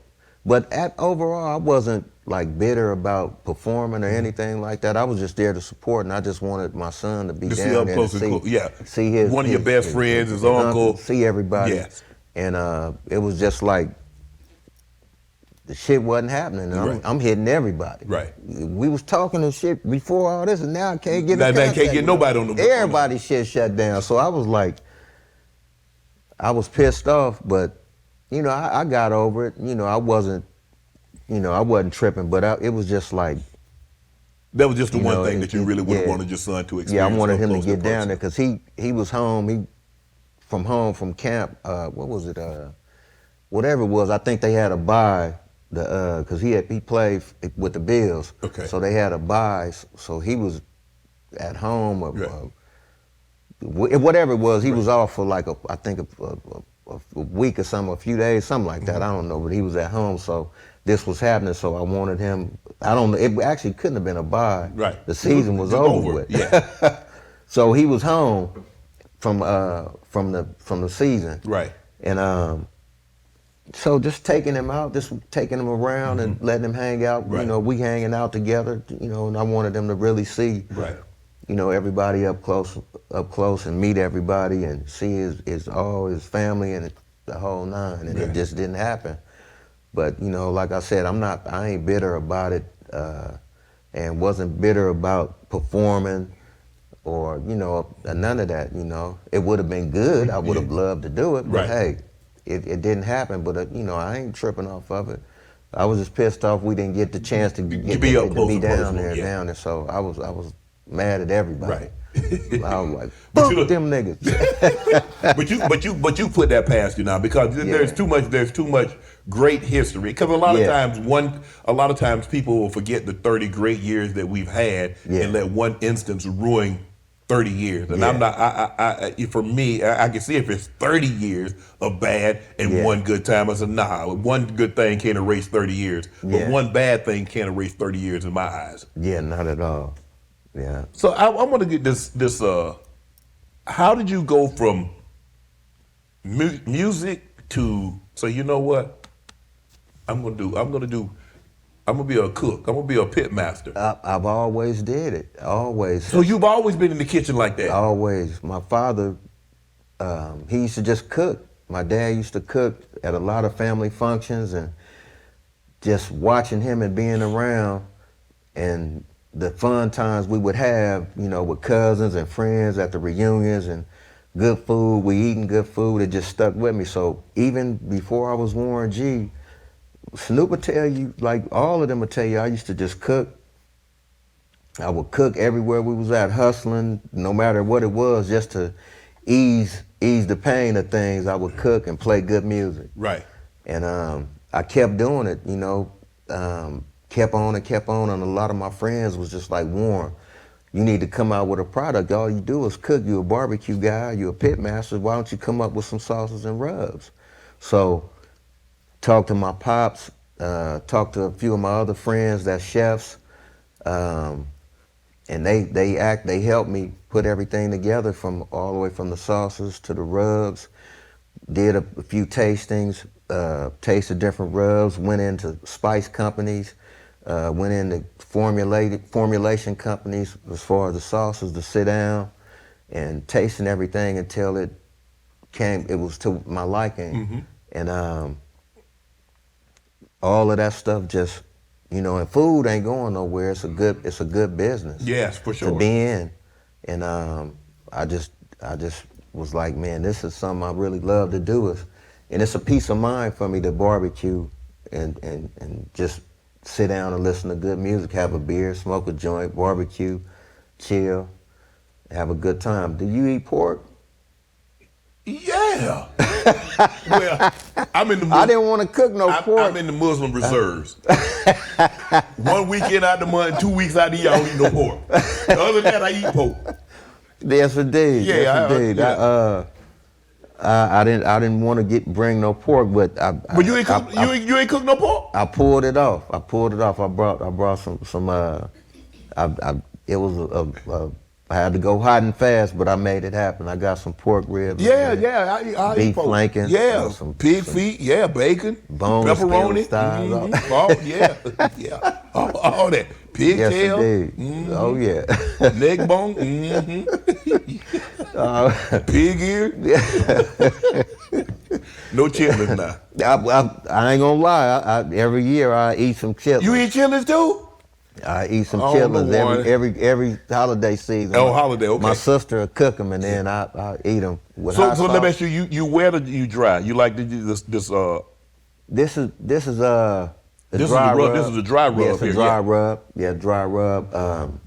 Pretty much that one right there is more for pork. Okay. Turkey, chicken. Seafood. Yeah, you can put it to seafood as well. And then the not too hot. I mean, you ain't got too hot, do you now? No. Sometimes people are like, whoo, no. That's good. No, I can't taste it. It ain't good if it's too hot. It's not soup. It's not like burning hot. I got a We Brings Heat that's got a little kick to it, but it's really good. So where can they find this? SniffingGriffinsBBQ.com. Okay.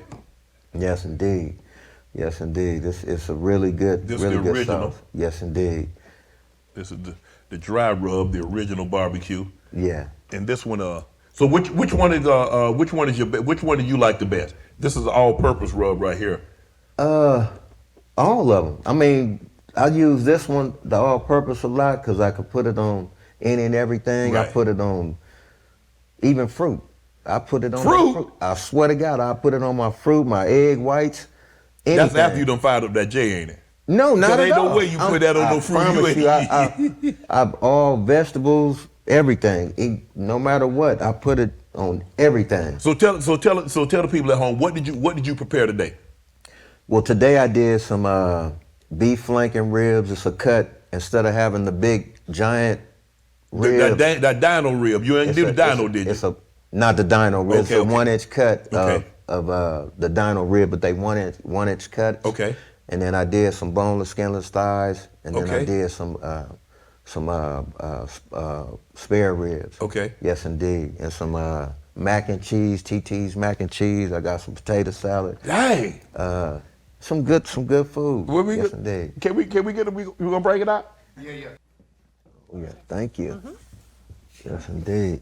All right. Y'all got one of the old church plates. Oh yeah, Woo.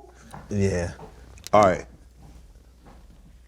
That's these is beef flankings. Okay. Like I said, the thin cut of the ribs. Okay. And then you have the spare ribs. Spare rib right here. Then you got the boneless, skinless thighs. Yep. Mac and cheese, TT's mac and cheese, and potato salad. All right. Yes, indeed. Let me set my grace right quick.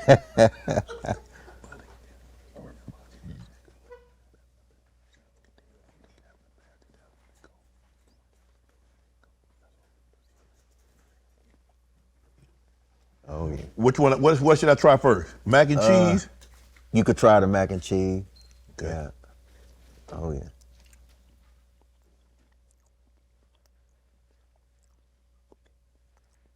I'm gonna get a little bit both right quick.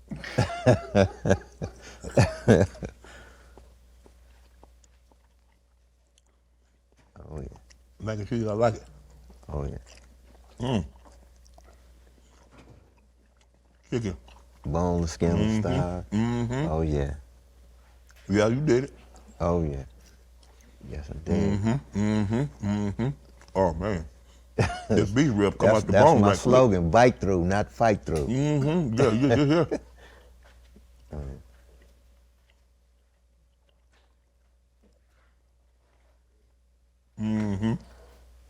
Yeah. Man, I mean, like I was on the plantation for a couple of days. I ain't had nothing to eat since early in the morning, but yeah. You did your thing with this now. Oh yeah. All things being equal, I like pork ribs better than I like beef ribs because mostly everybody now want to do the dino. That's too much. I can't eat that. Oh yeah. I'm gonna hit this old poke button now.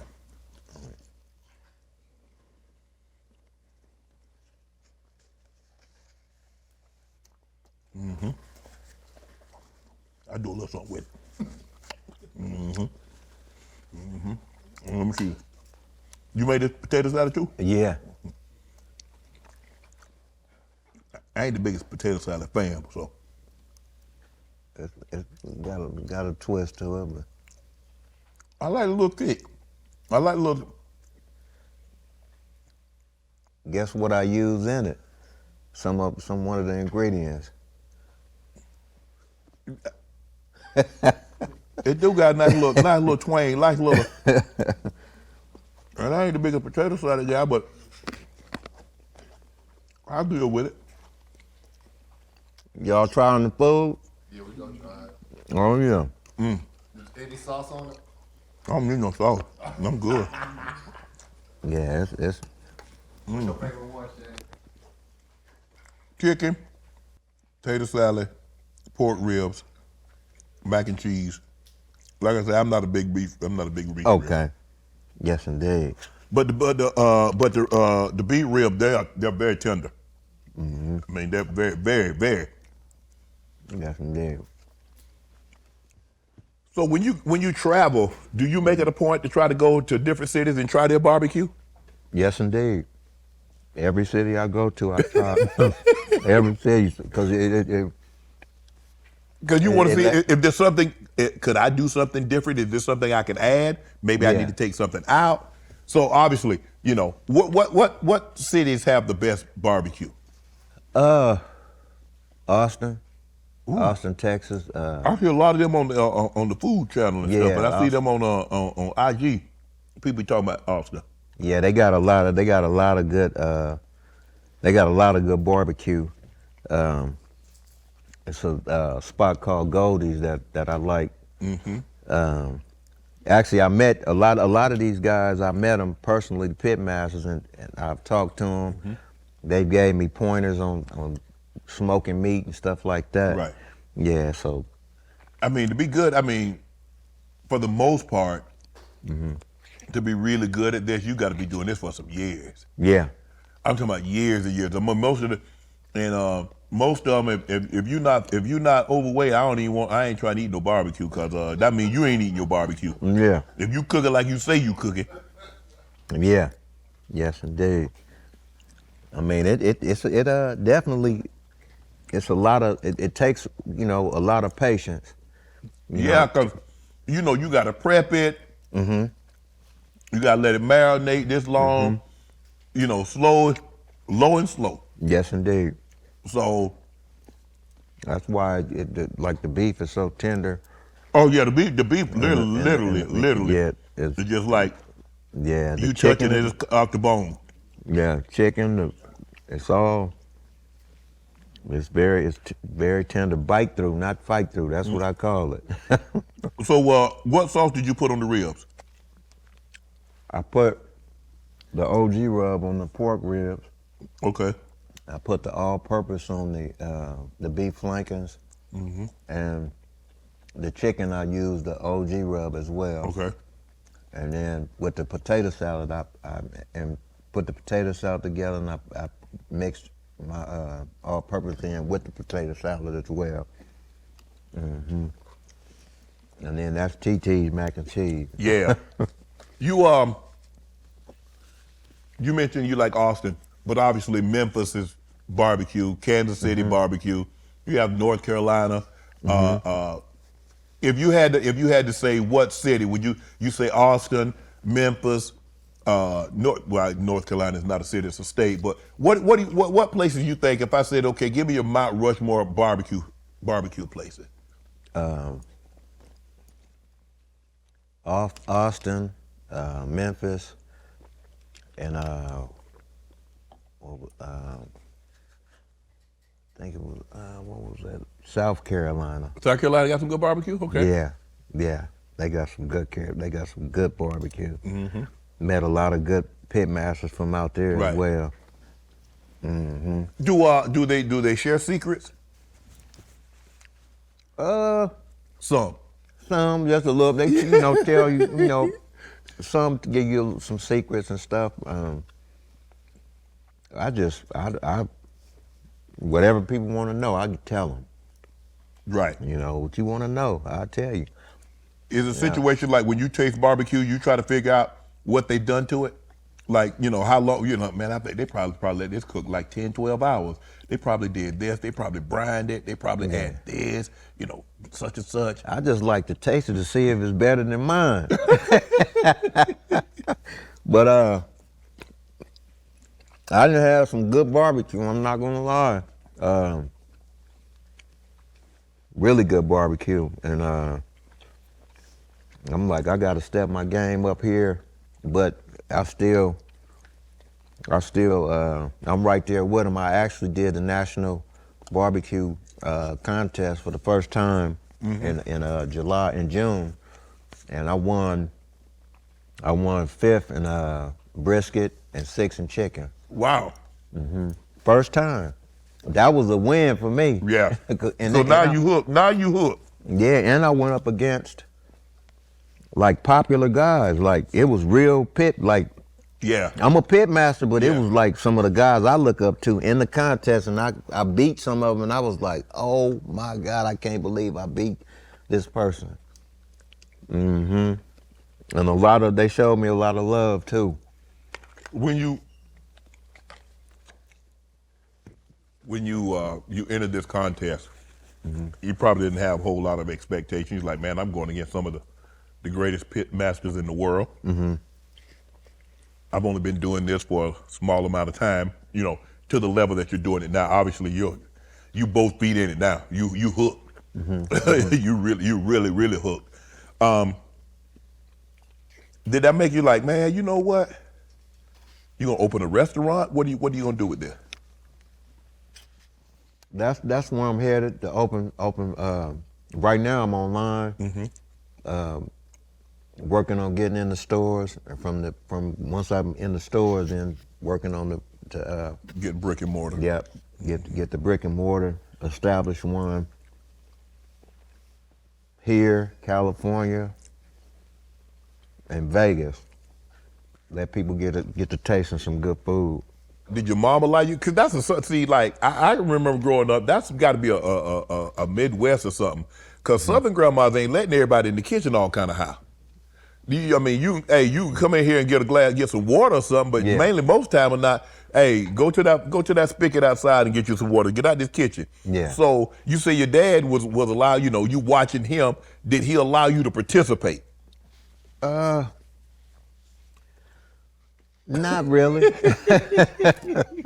If I had to go get that from me, or go get this. Right, right. Other than that, nah. But I just used to. You just watch. Yeah. I just used to watch and just, everybody that used to just, be like having fun. I'm like, oh, this is great. Cause everybody's coming over, all the family coming over. You got your cousins, your aunt, all the kids get an opportunity to play together and do all that other stuff. Yeah. And it stuck with me, man. Do you cook anything other than barbecue? Yeah, I cook. I do crab boils, salmon. I do salmon. I do crab boils. I do anything. Anything. I should have made you some of my black eyed peas, man. Oh, you got black eyed peas? What? My black eye, I should have made some. I'm gonna make some black eyed peas. I'm gonna do something where you get a vent or something where you could taste the black eyed peas. I do When you put bacon, you put ham hock. What you put in your black eyed peas? Can't tell nobody, Shannon. Cause you can't cook no black eyed peas. You ain't got no meat in them now. It's some meat in them, but it's a twist that I have to it that nobody is doing. It's turkey necks or something in them. I do have turkey necks in it. That's definitely there. Yeah, I know it. Yeah.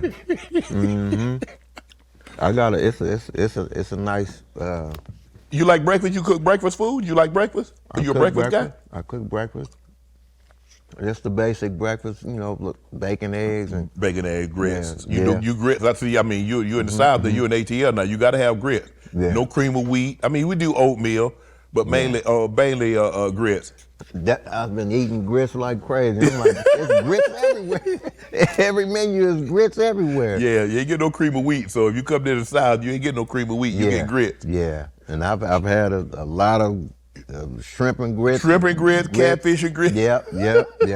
Yes, indeed. And everywhere I've been, it's been some really good food, man.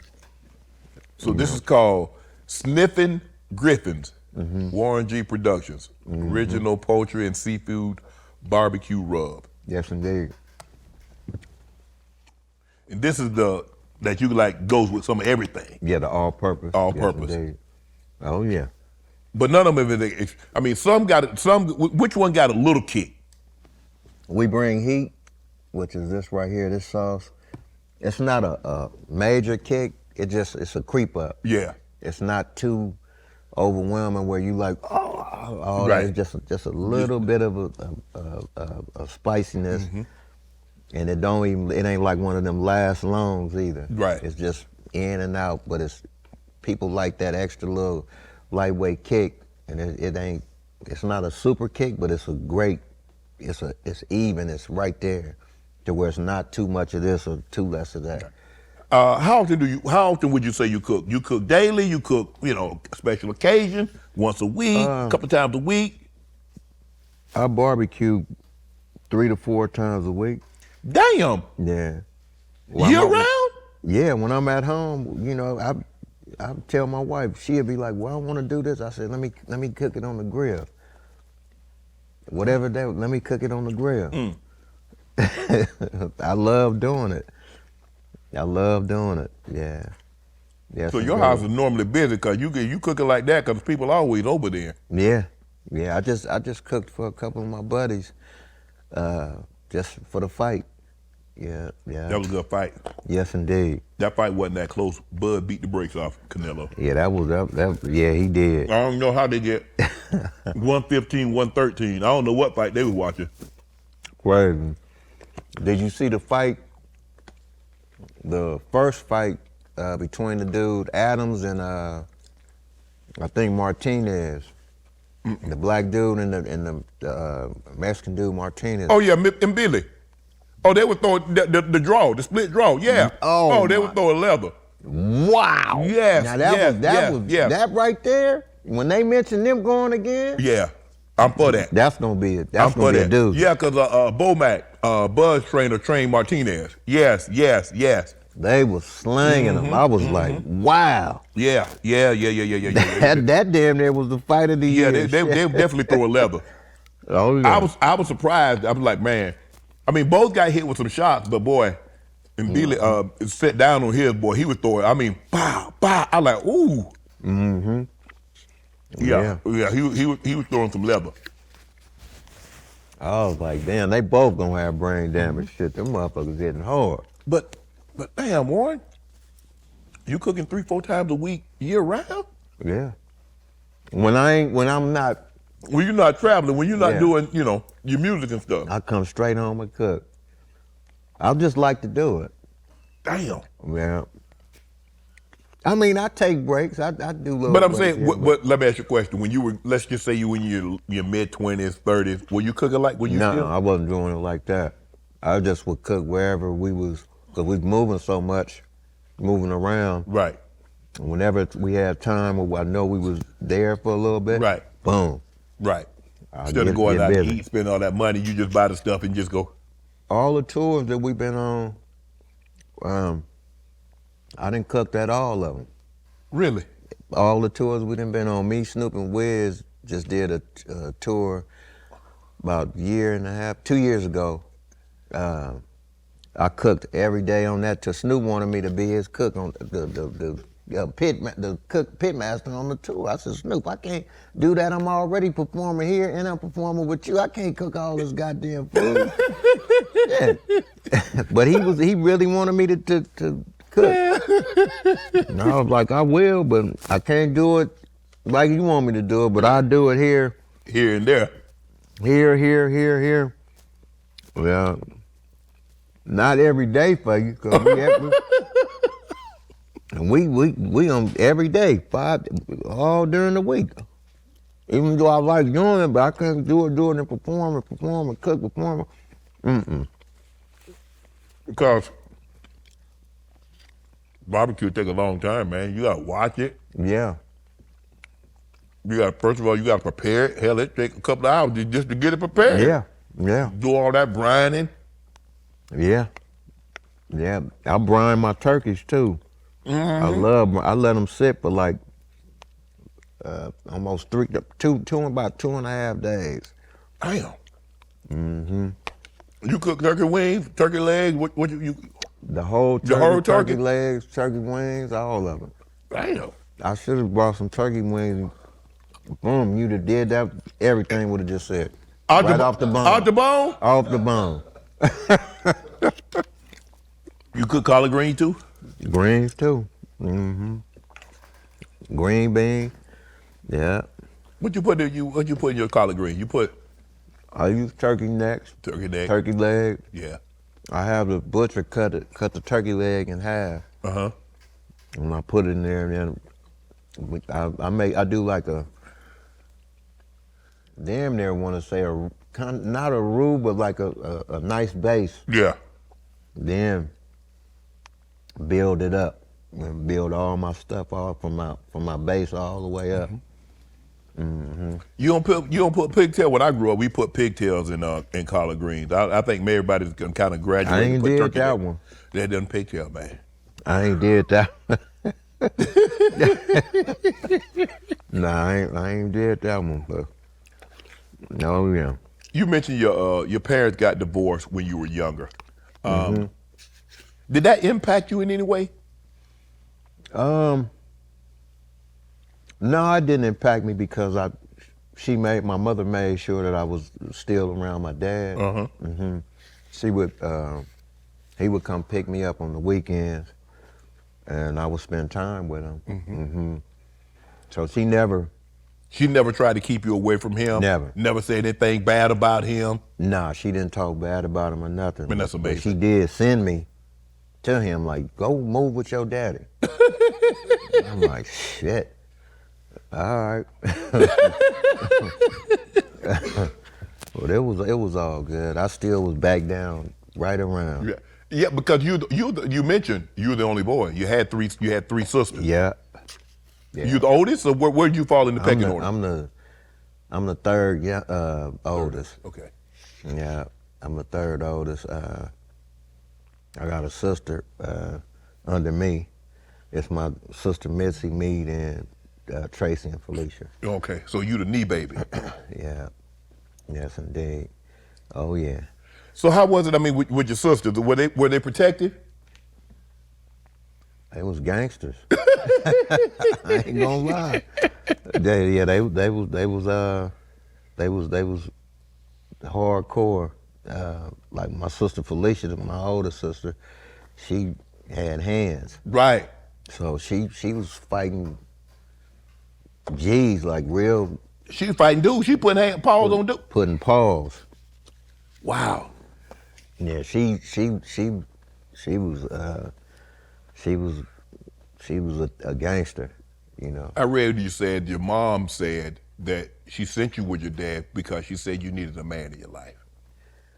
Or you think that was the reason why she did it, or you were bad, Warren? I wasn't bad. I wasn't, you know. I mean, I was just doing the things that, you know. That 13, 14 year old rocks boy. and ding dong ditching and fighting a little bit, but she just, you know. And then, but the one thing I used to do, I didn't like anybody she was with. Oh. So. Good, what, your dad? Yeah. He was dead. Yeah, so she used to tell me, like, around them, she's like, you the man of the house. She would tell me that still. Right. Like, you the man of the house. Don't, even though I got a boyfriend or whatever, you the man of this house. She used to always tell me that. You're like, okay. Yeah. Well, since I'm the man of the house, you get out. I don't like you. Man, you heard what she said. I'm the man of the house. Get to stepping. I was like, yeah, but. Did you ever think the situation that your mom and dad would get back together? Did you hope they would get back together? I hoped, but it never happened. My dad had moved on. My mother moved on. And actually, my mother, she had a guy that they was gonna get married. His name was Tommy Cotton. Tommy was cool. Mm-hmm. Yeah, he was a cool cat. He probably was the only guy that that you rock with. Yeah, he was cool. I ain't gonna lie, he was cool.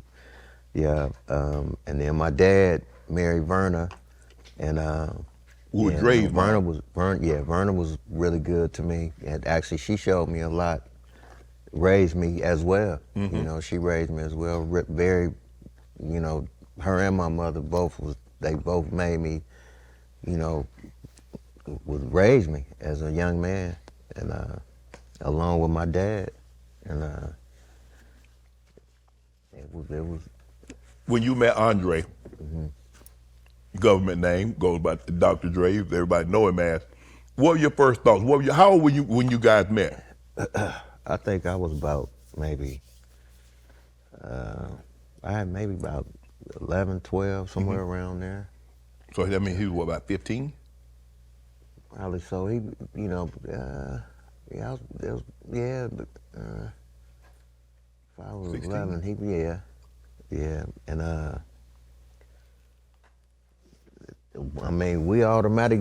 Y'all hit it off. Did y'all hit it off? Was there like any? Nothing. No. They took me in, just took me right in, and actually, they had me fighting and had me fighting, boxing. Cause I used to box like a lot of the neighborhood kids right there in our neighborhood, and so they had me fighting like the guys my age. We would have battle of the blocks, right? And then that's what we would, you know, get in the gloves. I used to win a lot of them. You know, my competition was one of my buddies. His name was Stank. Mm-hmm. He had hands. They called me Kibbles and Bits back then. Cause I was, you know, Kibbles and Bits. Kibbles, get him. And we went from Kibbles to Sir Cool, which actually is the name that's the name that's gonna be the title of the new project that I have coming. It's called Sir Cool, and that name was given to me, you know, by you know, between my sisters and Andre and them. I don't know which one of them came up with, but they started calling me Sir Cool. Yeah, and that's that name. I'm like bringing it back. Yeah, bringing it back for that project. So how were the sleeping arrangements? So was it like, okay, the boys had a room? Cause did Andre have sisters? Yeah, Shamika. Okay. Yeah. So obviously she had her own room. Your mom and father had their room, and then all the boys slept in one room. Yeah, we slept in one room. It was 2 beds. So I had to sleep in the bed. Either I sleep in the bed with Andre or I sleep in the bed with Tyree. I was young. Or I sleep on the floor. Or one of some, you know, it'd be you know. So, but Dre was on the move a lot, so he would be coming in super late, you know, because he would be on the move, bouncing back and forth. Hey, we all slept. You made it work. Yeah. How was it having a famous brother? Because fairly early on, in his late teenage, early 20s, he became Dr. Dre. Yeah. I mean, it was cool. It was cool. I was in junior high school, and I was just, you know, like I looked up to him so much. I asked him, could I wear his jacket, his world-class wrecking crew jacket one time. He let me wear it, and a Swatch watch. And he let me wear that shit. I was the man in school, because I had the NW, the purple, not NWA, but the world-class wrecking crew, the purple jacket with the little record thing on it. And he had Swatch watches. He let me wear a Swatch watch, and I was the man. Everybody was like, damn, he got on a NWA, I mean a world-class record crew jacket. It was amazing, you know, really cool, and everybody was just like, damn, they thought I was famous. And then, obviously, he joins NWA. It's Easy, it's Dre, it's Cube, it's Ren, with DOC. Above the Law as well. Yeah. Laylaw, Code 187, KMG, and Gomac, Total Chaos. When they formed NWA, they told you what the NWA stood for. Did you have any idea they transformed? They're the original gangster rap. They're the OGs. Did you know they were going to become what they became? I knew it because they was already bubbling in the neighborhood off of just mixtapes. They was bubbling at the Rhodium Swap Meet off of mixtapes, doing mixtapes around the neighborhood with you know, that's actually Boys in the Hood was pretty much like a just a mixtape song that just went circulating, and then it blew up from the Rhodium Swap Meet to the neighborhoods to it turning into a single. They always they bubbled before, you know, before the NWA. They was always just making noise. Right. You know. Yeah. So I knew they was gonna be something. You got an opportunity to see it grow from the very beginning. You saw the infancy, you saw the seed stage, and then you see the plant and you see the finished product. Yeah. What was it like being around Easy? What was it like being around Cube? What was it like being around Ren and those other guys? Crazy. A lot of fun. A lot of shit talking. A lot of beautiful women. A lot of just everything. Just fun. Just and I used to just be the young pup, just around everybody. Right. And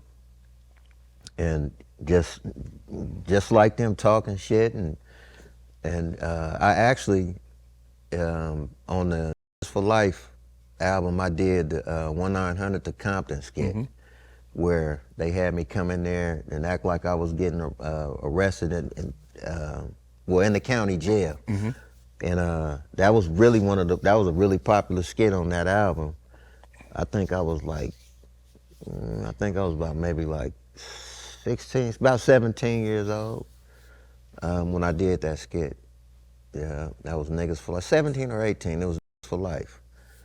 1-900 to Compton. People probably listen to that now like, that was you?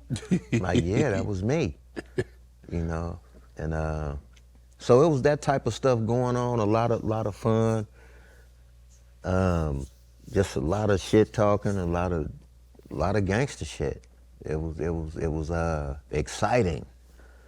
You mentioned earlier, and we touched on this briefly about Dre and your music.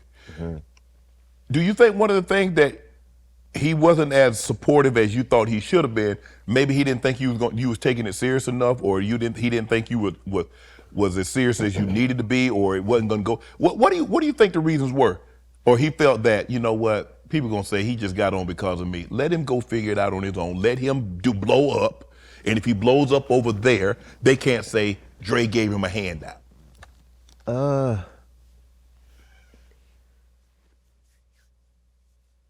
I wanted to be different. You know, he taught me a lot of stuff, but I just wanted to do my music different. I wanted to do more of, cause like it was, the music they was doing is like super hardcore. Yeah. I wanted to do, I still could do that, but I wanted to do this to where it's a good feel to it, like a feel good, like with some of the records that was on the Chronic. Like some of those ideas, I brought some of those ideas. You brought in some there. of those, yeah. And the ones that I was involved in, it was more like a feel good, or it had a message to it. You know, like the skit, like the D's Nuts. That was a whole. I told Dre, turn the mic on.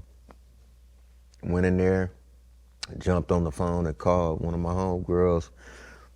Just having a normal conversation, and then I ended it with, you know, did what's your name get at you? And she was like, who? These nuts. So I told him we did that right there. Just even like the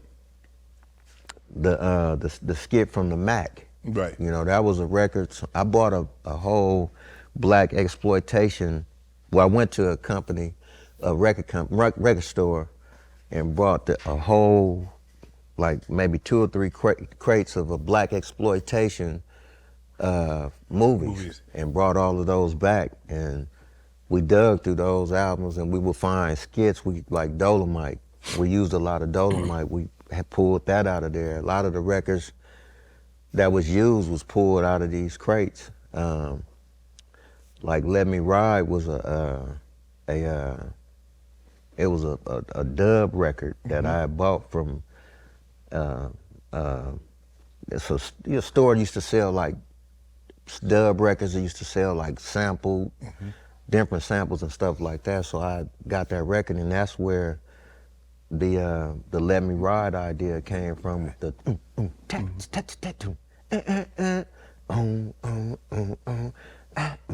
let me ride. I said, Dre, listen to this shit. And he listened to it. He was like, that shit is dope. And Dre is such a genius and dope producer. He took that shit and put it together outside of the idea that I brought. Right. It was like he put it together and made it come to life.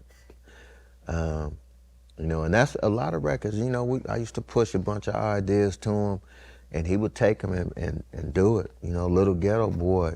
You know, that was one of the records that another record that he had that I did that he took it and changed it over. I had the different. My drums was a little different, but I was like, shit, go ahead, just like, you know, because my whole mentality is if you win, we all gonna win. Right.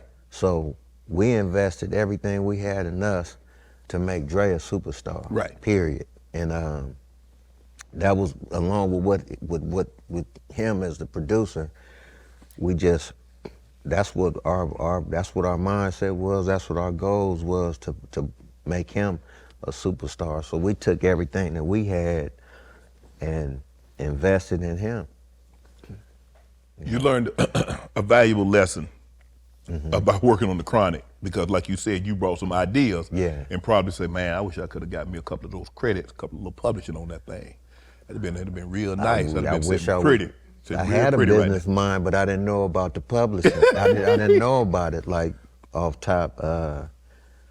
But yeah, I did. I wish I would have got, you know, I wish, you know, it would have been more of like, okay, let's give this dude some credit because he did put in a lot of work. None of that was there. None of that was done. But, you know, like I said, our goal was to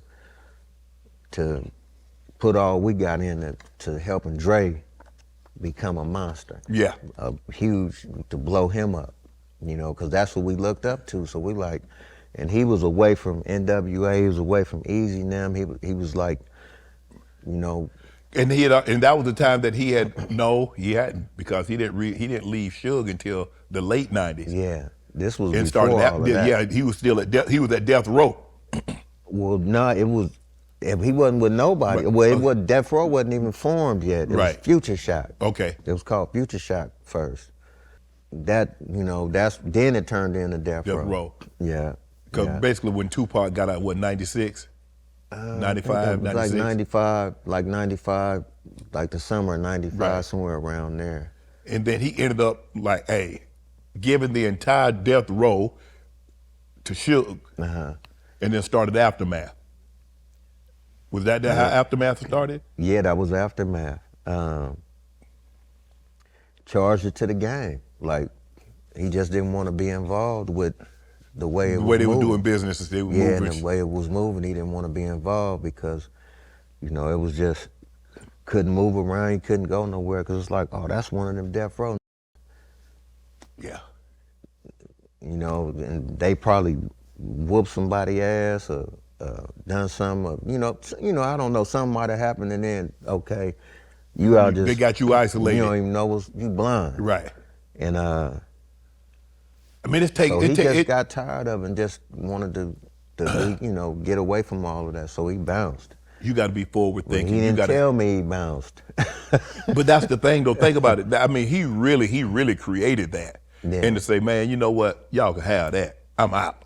Because he knew what he could do. You know, he knew he was that talented. He knew what he could do, and he had the machine behind him that followed. You know, Jimmy went with him. That was the machine. So he can redo this all. He could do this all over again. You still got all of us. If you need us to help with anything, and the second Chronic came. You know, boom. He still, but that was all him on his whole. A new breed, new company. And that album was I didn't have nothing to do with that one. That was dope.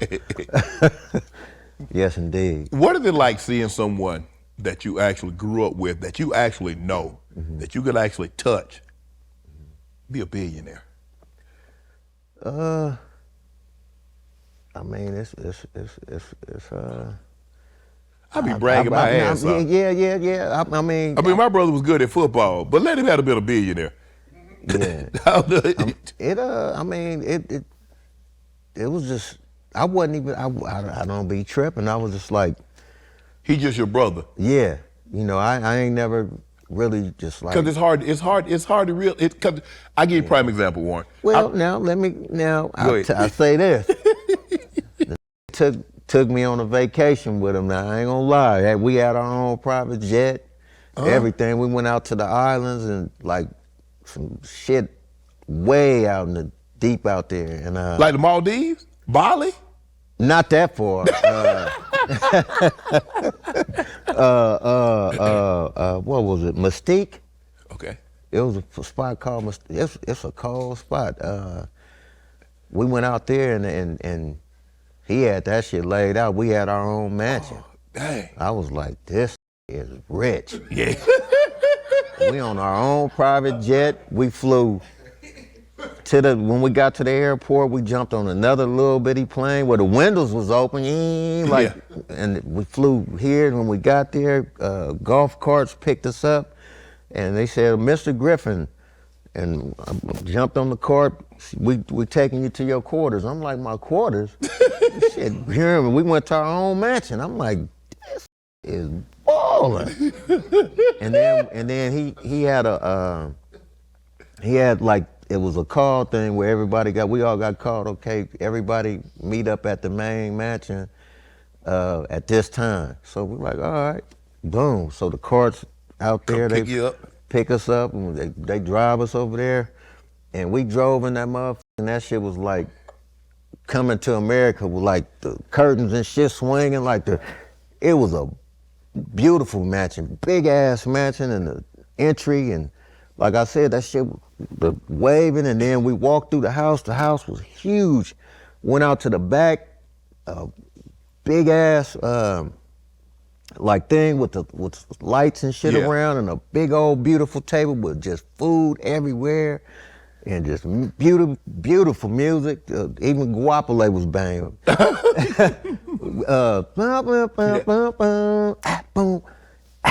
Boom, boom, boom. I was like, oh, this nigga he doing it big. Damn. We smoking cigars. I ain't even a cigar smoker. I'm up there like, but that's when I was like, this dude is he got it going on. Yeah. Man, that's for me. When people would tell me, man, your brother is good as Jerry Rice, your brother good as Michael Irvin, your brother's good as this, I couldn't see anything but my brother. Yeah. So I couldn't see him outside of that. And I think you're like, man, I grew up with him. Yeah, I understand he Dr. Dre. I understand he this super producer. He's my brother. Yeah. I slept in the same bed. I mean, we ate the same food at the same dinner table. We did all that. It's hard to see somebody that you grew up with outside of what you saw from that very point. Yeah. But then you like, yeah, he different. He not my brother, but he's different. He definitely different because this here is what you read about when you see these movies. You see this James Bond stuff, and they're on this island, and the lady come up out the water, and James Bond is he's standing on the thing with this different. This different. Yeah. He different. Different. We different now. Yeah. We different now. Oh yeah. Yes, indeed. You also during that time you were around Tupac. Tupac was a lot of people like, man, Tupac was living a lot too. He might have been the first like rapper that became a movie star. Now we've seen other guys. We've seen who is that? Meth do it. We've seen Busta Rhymes do it. Ice Cube has done it. Snoop. Yes. Has gone into that. So we see a lot of other guys. But Tupac was, Juice and Poetic Justice and all that. Jason Lyric. What was Tupac like? Cool, like just a cool dude. He hyper. He was hyper. Actually, Tupac is one of the first dudes. Him and MC Breed was the first couple of guys to give me my first shot at production outside of the Death Row company. But he was a good dude, man. Just he'd tell you whatever he felt. He'd tell you he wouldn't hold nothing back, and just a cool dude, you know. I got a story that, you know, I done some music for him, and I was hitting him like, Pac, I need to get my money, man. I done all the, you know, done this music for you and da-da-da-da-da. He was like, I'm gonna get you your money, da-da-da. But I'm like, all right, so it was still cool. So seen him up at the Comedy Store. I walked up to him, I was like, Pac, I need to get my bread. Came right out the pocket, like, came out, broke me off my money. I was only charging $1,500 a beat back then. Right. So he came right out the pocket and broke me off my bread right then and there. And, you know, I felt kind of bad, like, cause we cool. Right. You know, so I felt kind of bad, like, But having business to is business. Yeah, I felt kind of bad having to ask him, like, man, I need my motherfucking money. And, but we still was cool after that. But right after that, him and Tretch had got into a fight with some cats right at the Comedy. Tretch, he was there. They got into a squabble right after that. But you know, that was like a moment where I was like, damn, that's my guy. But I gotta, you know. You gotta do business. You gotta stand Yeah, on business. I gotta get paid. Shit, I gotta get paid. And but we was cool after that. Everything. And he always been a solid guy. And I actually tried to get him out. You know, when he had that bail going. Mm-hmm. Me and another one of my good friends, Richie Rich. He was from the Bay up there where Pac was at. Mm-hmm. We used to talk all the time, so he knew that me and Pac was cool. Him and Pac was tight. And so I told him, like, look, let me put up the money. I'll put some money up to get him out. And Suge beat me to the punch. Right. Wow. So, you know, but Suge put up $1 million cash though, right? Yeah, I was gonna put. Actually, I don't think he probably put $1 million up, but it wasn't $1 million. Right. It wasn't $1 million. It was less than that. But you know, he wrote the letters. Him and Rich was going back and forth, and I told him, just let me know what I could do. And I was like, I don't want nothing, you know, want nothing back. But if I ask you to do a song or something, let's do a song. But right. Other than that, I just don't want to see you in that position. Mm-hmm. So I was willing to put up some bread to get him out of there. And my guy Rich, he witnessed that. You know, it was a few people, you know, out there saying that that wasn't real. But you know, well, Suge even said it wasn't real, but it's real. You know, and Rich was his dog. So, you know, but it is what it is. This was before, look, he was a digital underground. He had a little part bag. He was more of a dancer than. Did you know when he got out and he did All Eyes on Me, the 2 discs? Yeah. Did you hear it before it came out? No. I wasn't nowhere around it. Did you know it was gonna do this? No. I didn't know nothing that was going on, but I ran into him at the House of Blues, and we hugged and everything. And this was around when he got out. We hugged everything. He was like, I want to work, let's work. So I was like, all right, it's all good. And what had happened? It was an incident that happened, a studio incident that happened that's what led to me saying, he was like, let me come to this, up to Can-Am. Mm-hmm. And I was like, nah, I'm not coming up there, you know, that. Because it was a little incident that happened up there where, you know, they had called me in.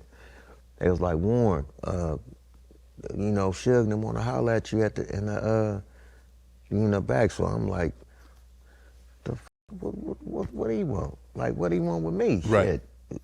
So I'm like, so I said, I'm coming, man. So somebody else was like, man, Suge want to holler at you. So I was like, all right. So I'm like, man, let me go back here and see what's going on, man. He probably want to do some business or something like that. And shit, I walked back in that motherfucker, and them motherfucker came out of the side doors and shit, tripping. Tripping. Like, all ran up on me, grabbed me and shit, and I'm like, what the f? And it was you ain't know what it was about? I know what it was about, but I didn't know that it was because Dre left. Right.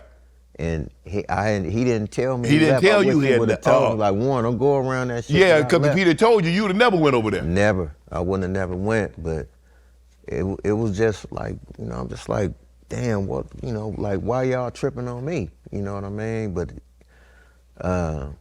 so it was like another guy, I know, one of my homeboys, he kind of caused like a diversion. He came in like, why y'all tripping with Warren? What's going on? What's happening? So when he was doing that, I went just like that. I got on the door and I hit that knob and boop, slid right out the door. And when I walked through the door, I seen people I knew in the kitchen. I'm looking at them like, these tripping. And so I walked through and I got to the middle of the hallway and they came running out that motherfucker. Get that nigga blood. I took off again. I took off. But this time I got out the door. But I swear to God, all the people that came running after, they just fell. It was like a domino, like boom, they fell in the hallway, which that's the reason why I was able to get away. So I got away and I jumped in my truck, backed it up, and I was like, fuck y'all. And took off. Boom, took off. Let me ask you, what do you think? Well, my chain got snatched. They snatched it? Snatched my chain. So what chain did you have? I had a G-Funk chain. Oh. And so is that where they started doing that foolishness, start snatching chains? So you might have been the first devil to get your chain snatching that been going on for a long time. And I'm gonna admit it, it was nothing I could do. Right. I was in a position like where if I can't do shit. If I pull out a gun and start blasting, I'm gonna get killed by these other motherfuckers with all these guns here. It was a no-win situation. Correct. So when my chain got snatched, I was kind of like, but it's like, that live to see another day. yeah, what am I gonna do? Right. These 3 times my size. Had you not snuck out of the door, it would have been worse? Yeah. Yeah, it would have been ugly. Yeah. Because they was mad at you because you was the closest thing to Dre. Pretty much. And so to get back at Dre, they gonna get you. That's the way I looked at it, I didn't know. I'm like, I wish he would have told me that he was leaving. Shit, you know. But charged it to the game, you know. And even you know, even today, you know, every now and then Suge will say some shit. Just talk some shit. Why he mad at you? I have no idea. He'll say some shit like Warren them had set up Tupac or some crazy shit. Yeah. Stop it. You know, but I ain't, you know, like at the end of the day, I done grown so much to where it's just like, you know what, I don't have. You don't even listen to that. I don't listen to it. I ain't got no hate towards him. None of that stuff. Any of those situations, I charged all that to the game. And it's just like, don't keep poking at me. You know, right. I don't say nothing about him. He'll say something here and there, and I'm just like, every now, I responded a couple times because it pissed me off, but it's just like, I'm not gonna keep entertaining that. I ain't got nothing against you. I done moved on. I do my thing. I'm grown now. Right. Whatever happened back in the day, whatever, okay, cool. It is what it is. So now I'm moving on, but don't keep poking on me because I ain't fucking with you. Right. You know, so leave me alone. Everything I speak on is facts. And I never threw no dirt on his name, nobody, none of these guys. Never been a whistleblower, never do no dirt on nobody, none of that. I just always, you know, just been me, and I carry myself in a different way and out the way. Yeah, yeah. Is it true that you told Snoop not to go to that Tyson Seldom fight? Yeah. Because I had actually, I had went to the Tyson Frank Bruno fight. I think that was April. And as a matter of fact, that was my first time being in Vegas, and I was walking on the strip. Tupac and Snoop was in a Rolls Royce together, drop top. Wow. And I remember I was walking down the thing, and I looked over there, and they both kind of like looked over there. They're like, "Man, what's up, Sharp?" I was like, "What's up, guy?" You know, because it was like, we love you, man. Yeah, because I didn't expect to see. No, you. we love you, And man. so I was like, "Damn." And I remember getting on the phone. I called my sister. I called my homeboy. I said, "Man, you're never gonna guess who I just saw rolling down the strip." They're like, "Who?" I said, "Man, I saw Tupac and Snoop." And so that was the Frank Bruno and Tyson fight. And then I think that September was when Tyson fought Bruce Seldon. And that's when all that went down. And it, like you told Snoop, Snoop, don't go. It wasn't the reason why I called Snoop is because I didn't like. It wasn't like don't go, Snoop, because I knew if I knew something was going to happen. I called Snoop to come kick it with me down here. I'm a barbecue. Right. You don't never come hang with me no more. Come on over here. I'm single. I was in a beginning relationship with my wife, kind of in a very, very early stages, but I was still like by myself. I was still living by myself and all that stuff. So I had a gang of people come over. It was a couple girls came through, guys came through, barbecued, but he would never come when I would invite him. Right. So I invited him. He was like, "No, nigga, I'm going to Vegas." Da da da da da. So he pretty much surprised me, and came over. You know, he came. Dun, dun, dun. So I look outside, and he in a Rolls Royce, a white one with the peanut butter, all that. Yeah. I was like, damn. I said, let me drive that mother. So he let me drive it. I drove it around the neighborhood a little bit where I lived at. It was inside gates, but I was driving it around and stuff. But he was just like, I'm gonna hang with you. And I was like, all right, shit. So it was all good. We barbecued, had a good time, and then that's when all the stuff started happening. There's all kind of shit, his phone ringing, all kind of shit beeping, and he had got the news, like what happened down there. He just immediately took off. Boom, he shot straight out of there. He's like, I gotta go, I'm going. Boom, and he jumped in his car and shot straight to Vegas. Yeah. And when you had heard what happened, Tupac had gotten shot. Did you know it was a drive-by? Did you think he had gotten into a confrontation? Somebody had got the drop on him? What did you think had happened when you had heard Tupac had gotten shot? Or did they give you any details? I didn't get no details or nothing. I just heard he had got shot and was hoping that he was okay. Right. You know what I mean? Because it's like, damn, okay, Pac got shot, he gonna be all right. Right. Yeah, and because he, from what they were saying, he was in the hospital, he was getting some operations or whatever, but they wasn't saying like, that he was gonna die or anything. Right. That shit was hard, that shit was rough. Like that was some serious shit, like that f***ed everybody up. For sure. Yeah.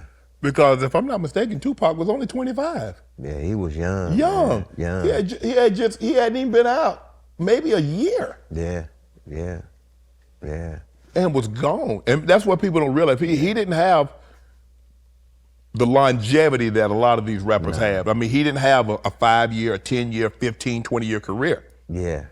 As a solo artist, it might have been, a year, maybe 2 years tops. Well, he had albums before. He had records before that. Right. He had Soda Story.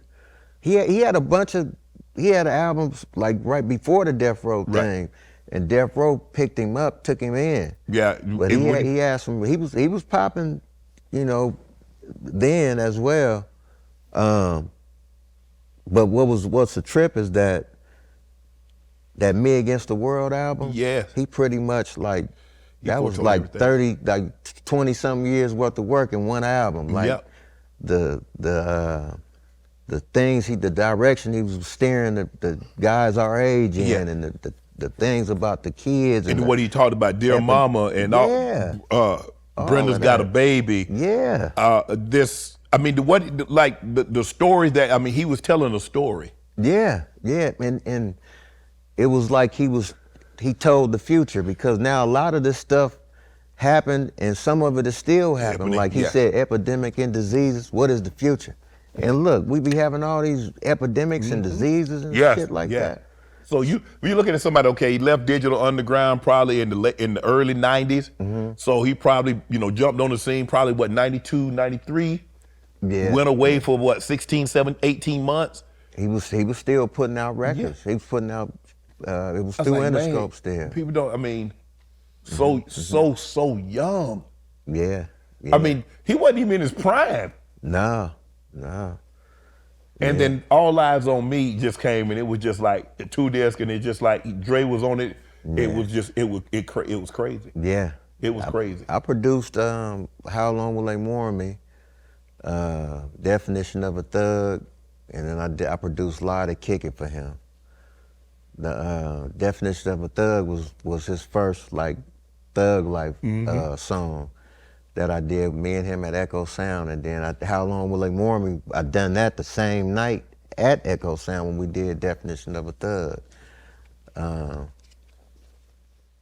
That's once again I was solo, I was out on my own, and just wasn't, I was still working and doing things, but I wasn't like around at that time, around anybody.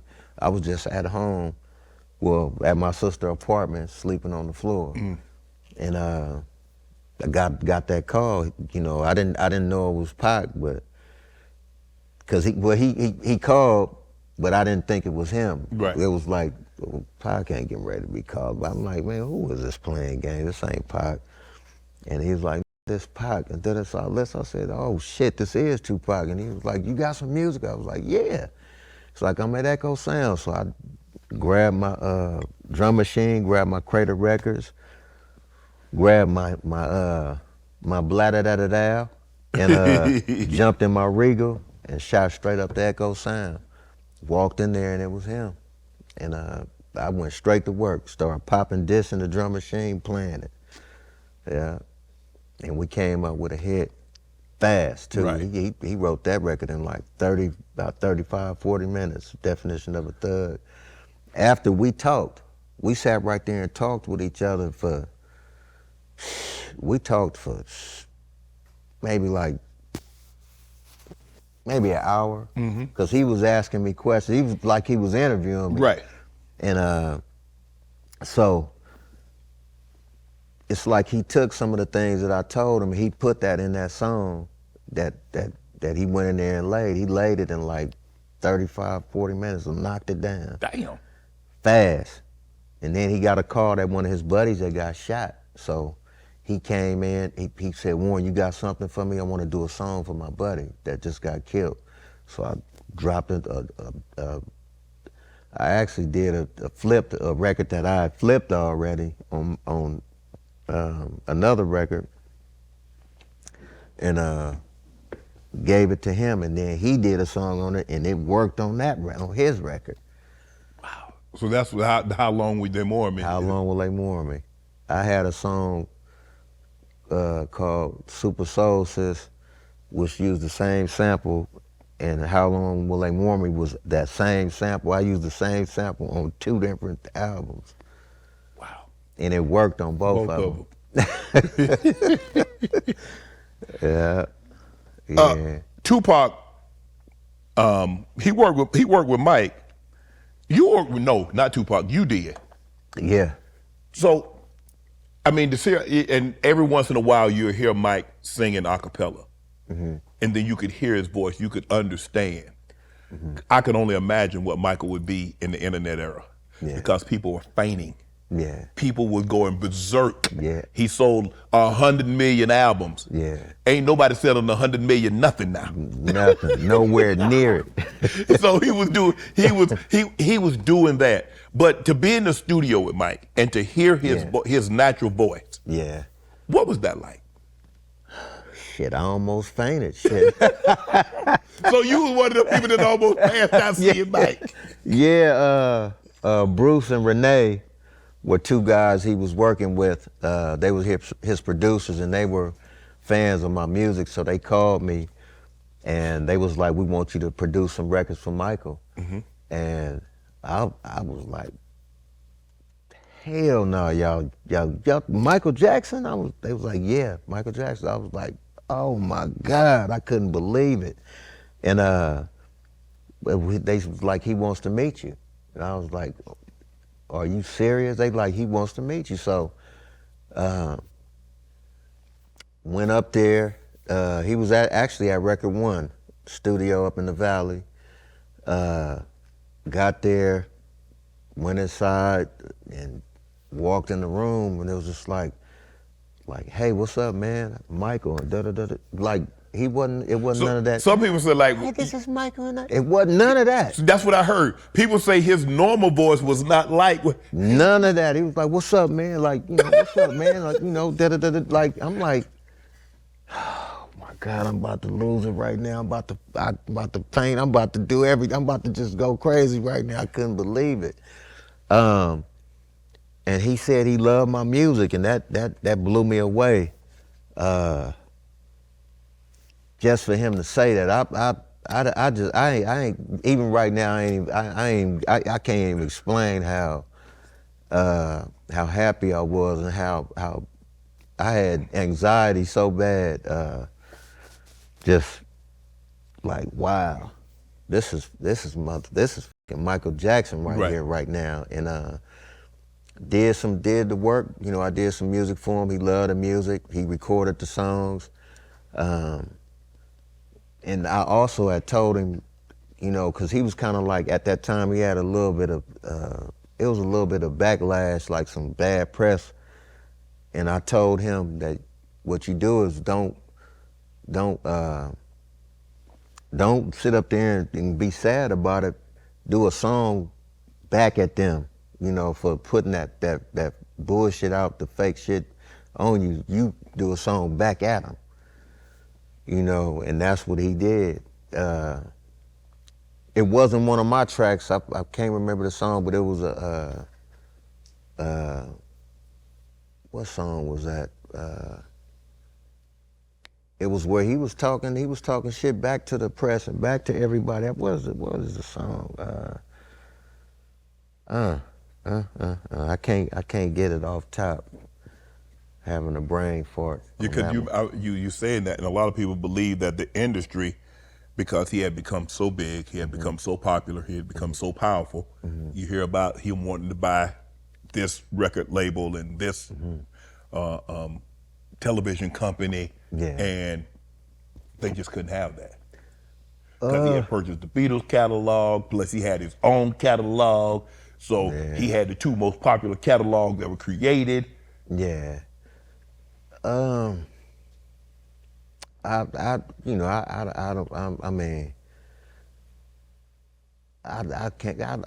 can't see nobody like stopping somebody. Well, stopping somebody from getting involved and buying this or buying that. If he got the money to get it, then it is what it is. Right. But I don't know. I think that, he was just exhausted with all that was going on as far as like that case he had that he was going through. I think a lot of that stuff was wear and tear on him, and he just wore out, And he had been Michael Jackson for so long. Yeah. I mean, from the time he was probably 6 or 7 years old, he couldn't go anywhere. Yeah. He couldn't do anything. He had a very lonely life. He had a life of isolation.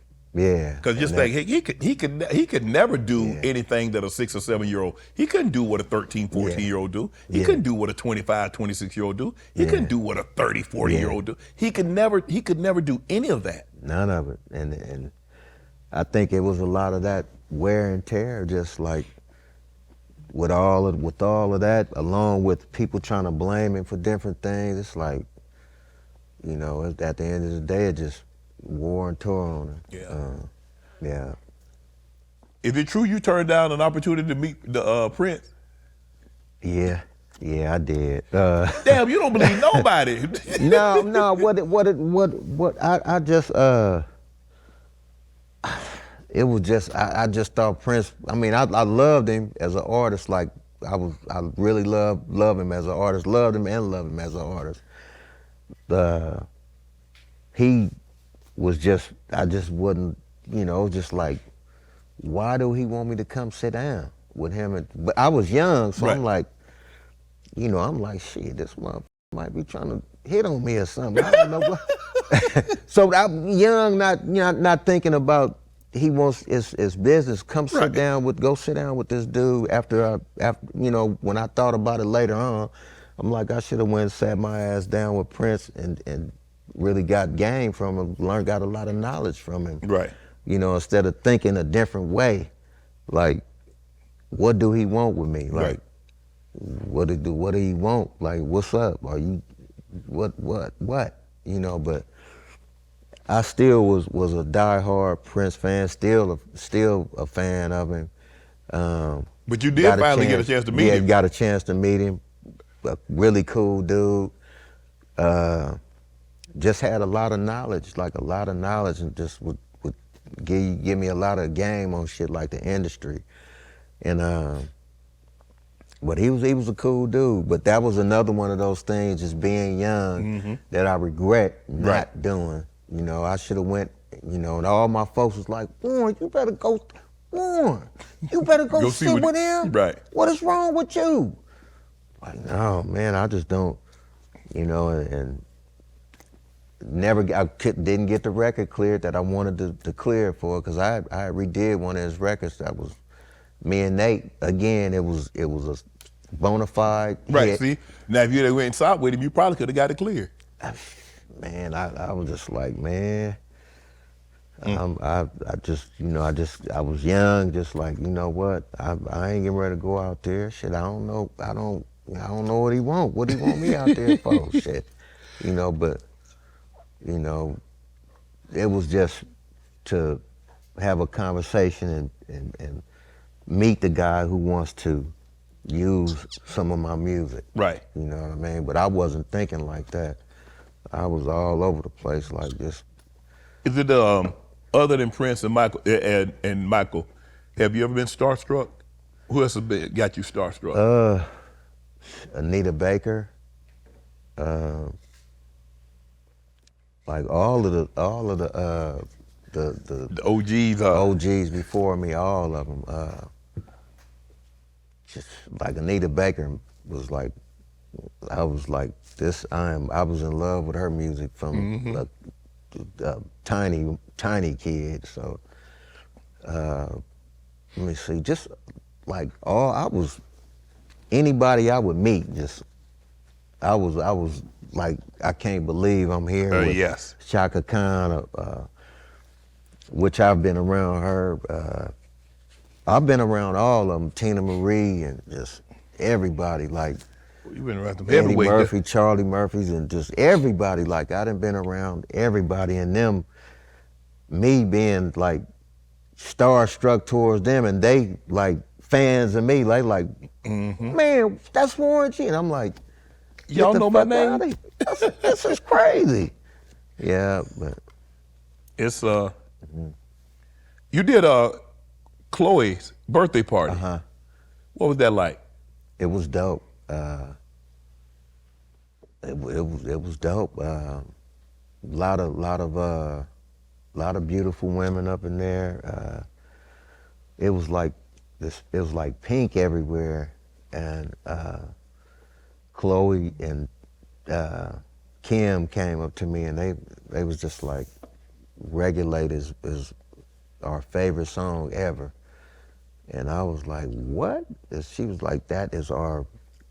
So when I did it, they was just like, they was right there up in the front dancing. And that was like a dope moment. Like, damn, like the Kardashians love my shit. They like, this is their favorite shit. So that was a moment, man, a really, really special moment, just to get that love from him. And then I seen a clip of her and Kanye in the car, and they was banging Regulate, singing it together, banging. I was like, wow. What's the wildest party or event you've done?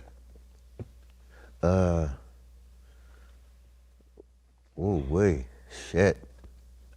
I must say this, the wildest party I'd ever been to was Wet n Wild.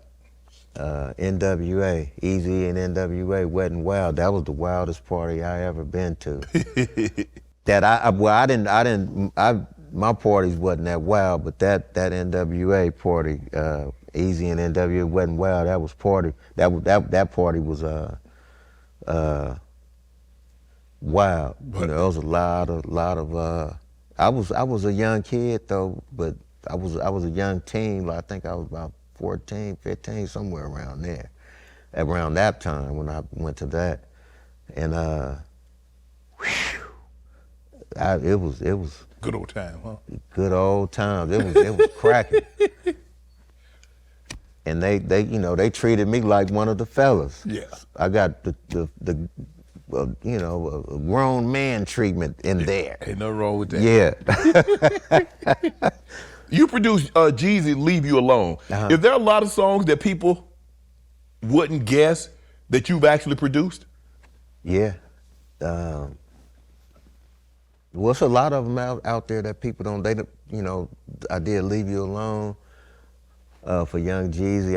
I've done, even You Gotta Get Yours, I Gotta Get Mine with MC Breed and Tupac. Right. You gotta get yours, I gotta get mine. People like, boy, you did that? I was like, yeah.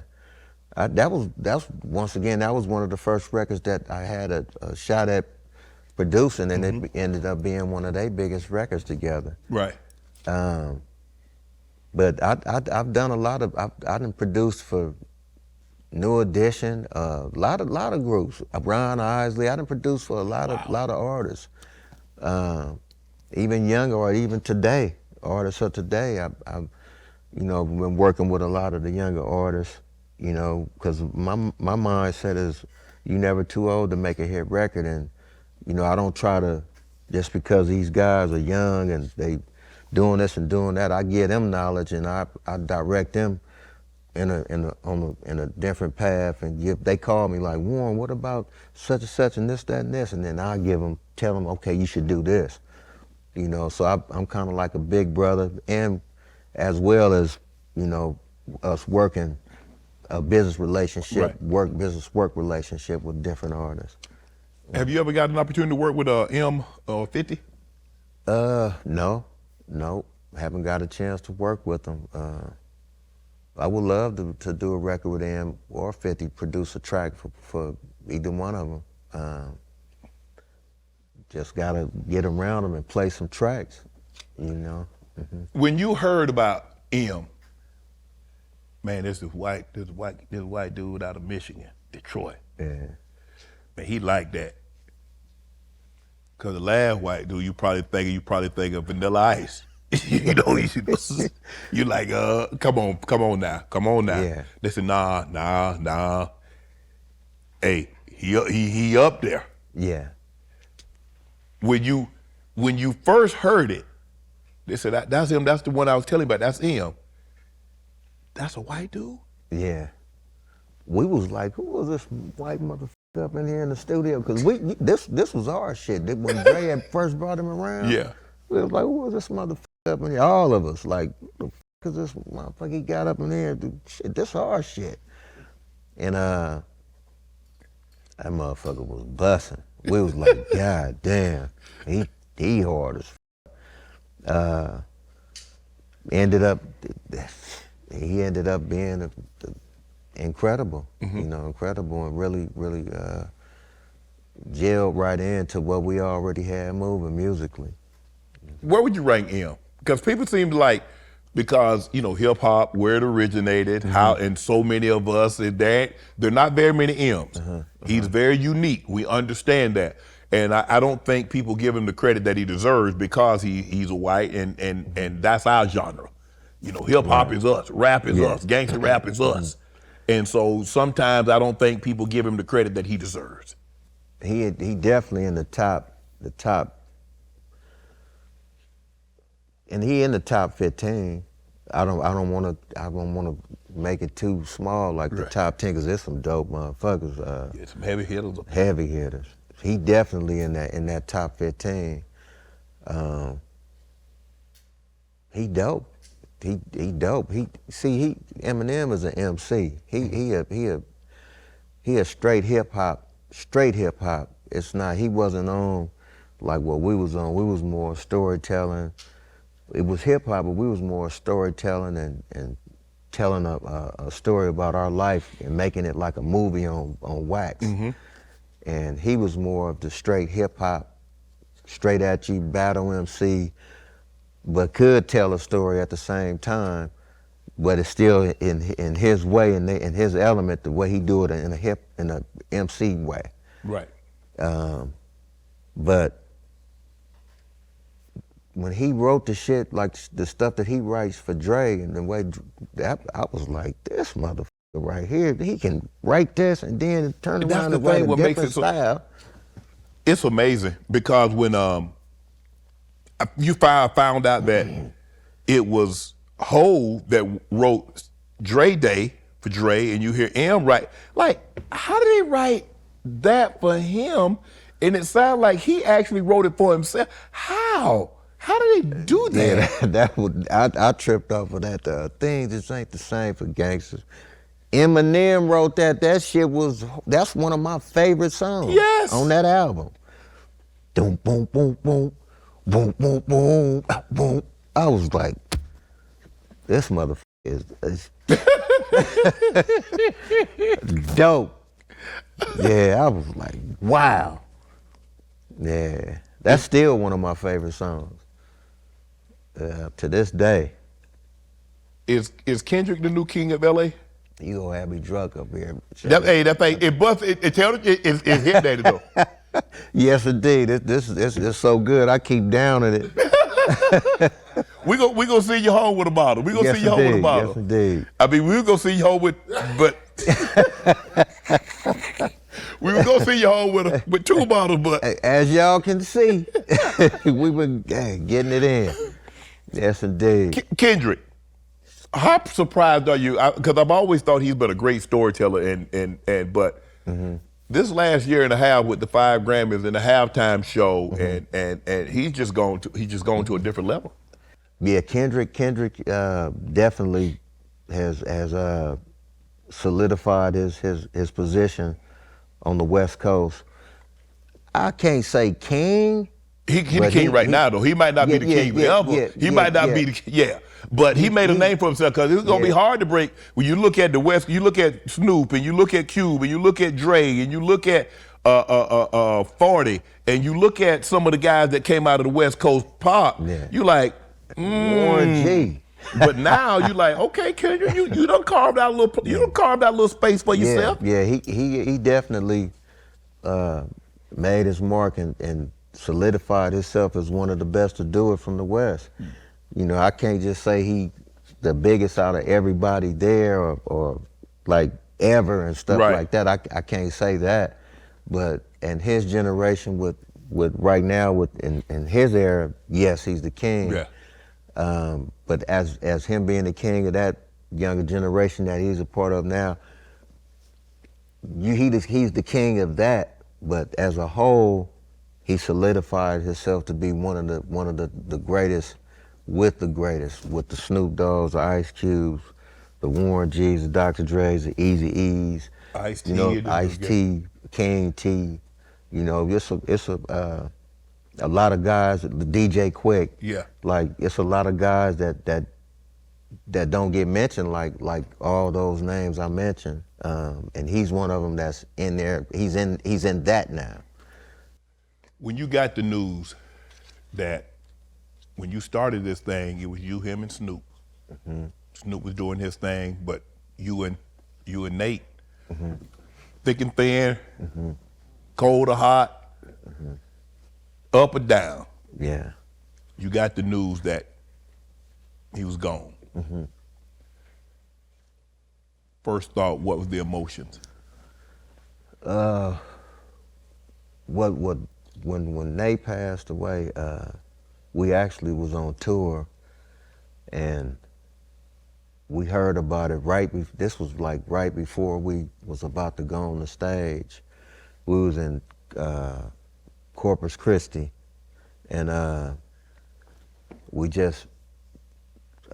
we cried, you know, all of us we all was in Snoop's room. Everybody on the tour, we was all in Snoop's room, and all of us was just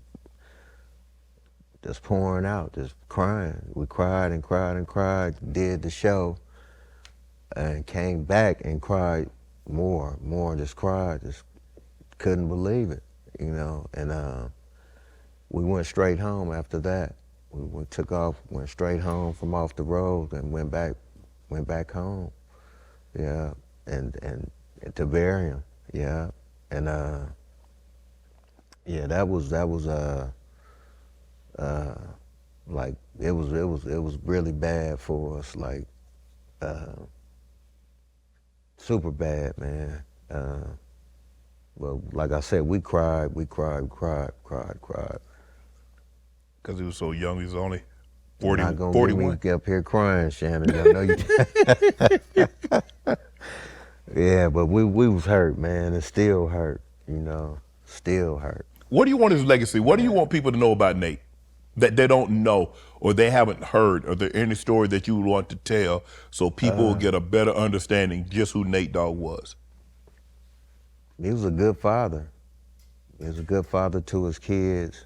He took care of all his kids. And he was a man of God. You know, even though he wrote like he wrote, he was a man of God. He was raised in the church. His mother is super church. She don't listen to hip hop. She don't want to have nothing to do with it. None of that.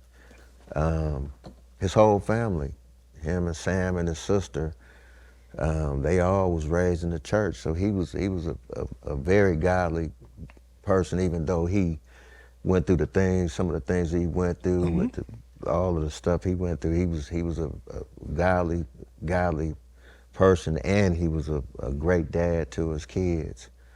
Mm-hmm. You've been married almost 30 years. Mm-hmm. What's the secret? I hear a lot of secrets. I mean, I've heard a lot of people that's been married 20 years, 30 years, 40 years, 50 years, and it's gonna be interesting to hear what you have to say, and I'm gonna see how it jives with what some people that's been married for 30 years, 40 years, 50 years, what they say. What's the trick to being married for an extended period of time?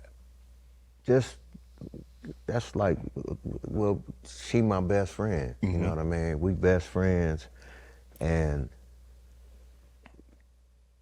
you know, if we argue, like when we argue, or if we argue, whatever, we go at it or whatever, you know,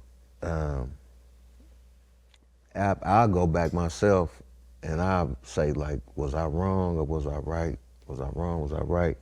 Or if she wrong or right, one of us will come and say, you know what, I'm sorry, I was wrong. You know what I mean? Or I'll be like, you was right, you know, I was wrong about what I said or what I did or this, that, and this. And then, you know, but at the end of the day, that's my friend. We friends, and we're not only husband and wife, but we friends, and we joke around, we talk shit, have a good time, we argue. We don't let none of that stuff. We don't let it linger. We clear it. We clear it up. You know, sometimes we get hot at each other for maybe a day, 2 days or something, you know, where we still, you know, like, you know, it ain't like. You be mad like, you want to go out to eat? That's how it start back up. Like, let's go get a bite. You want to go get something to eat? I swear to God, you hit it right on the nose. And we'd take off and go eat, and then when we go eat, we back laughing and talking and having a good time. And realize the thing that we got upset about, it really wasn't that big of a deal to begin with. It wasn't a big deal, you know. You know, so Have you guys always been great? Because I hear LeBron was talking about his wife, Savannah, and I've heard a lot of people say the number one thing, communication. Yes, indeed. You got to be able to communicate. Yeah. And I think the biggest thing is that the therapist told me, she told me one time, she said, Shannon, she said, you're speaking two different languages. Yeah. She said, she's speaking in Mandarin and you're speaking in Spanish. Yeah. Now, either you learn her language and she learns yours, so you know how to communicate, Yeah. or it's not gonna work. Yeah. It's really that simple. Yeah. Yeah. Yeah. We communicate, and you know. You have to be honest. You have to be transparent. If something bothers you, got to say what's bothering you. Not be, but you've been together for 30 years. Probably you've been married 30 years, so you've probably known her for 35 years. Yeah. And so you kind of know what makes her tick. She knows what makes you tick, and you kind of able to navigate and stay out of those landfill, where those landmines are. And you kind of navigate that. But there going to be times. Yeah. Nobody has ever been married, and every day is a bed of roses. Yeah, like I mean, even the other day, we're driving, and she'll be like, "Well, you need to do it," and I'm like, "Wait a minute, hold up, why you gonna try to tell me how to drive?" Wait a minute, you've had a fender bender. I ain't never had a fender bender. Like somebody has hit me, right? But I ain't never like boom, like. But and that sometimes it get me hot, so we'll argue a little bit, and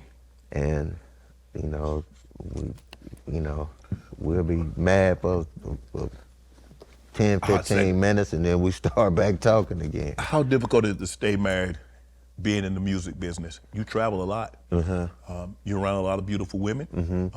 You're gone sometimes a week, 2 weeks, 3 weeks at a time, and she has to run the house while you're out there doing that. But obviously, say you got to communicate. You have an understanding. You have to be transparent. You have to be honest. Yeah.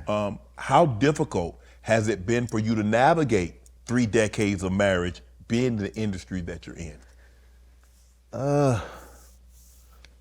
It'd be a lot of temptation. Yeah. You just gotta say to yourself, do you want to risk losing all of this over here, your beautiful wife and all your and everything that you built, your kids and everything that I built over here, just over this? Yeah.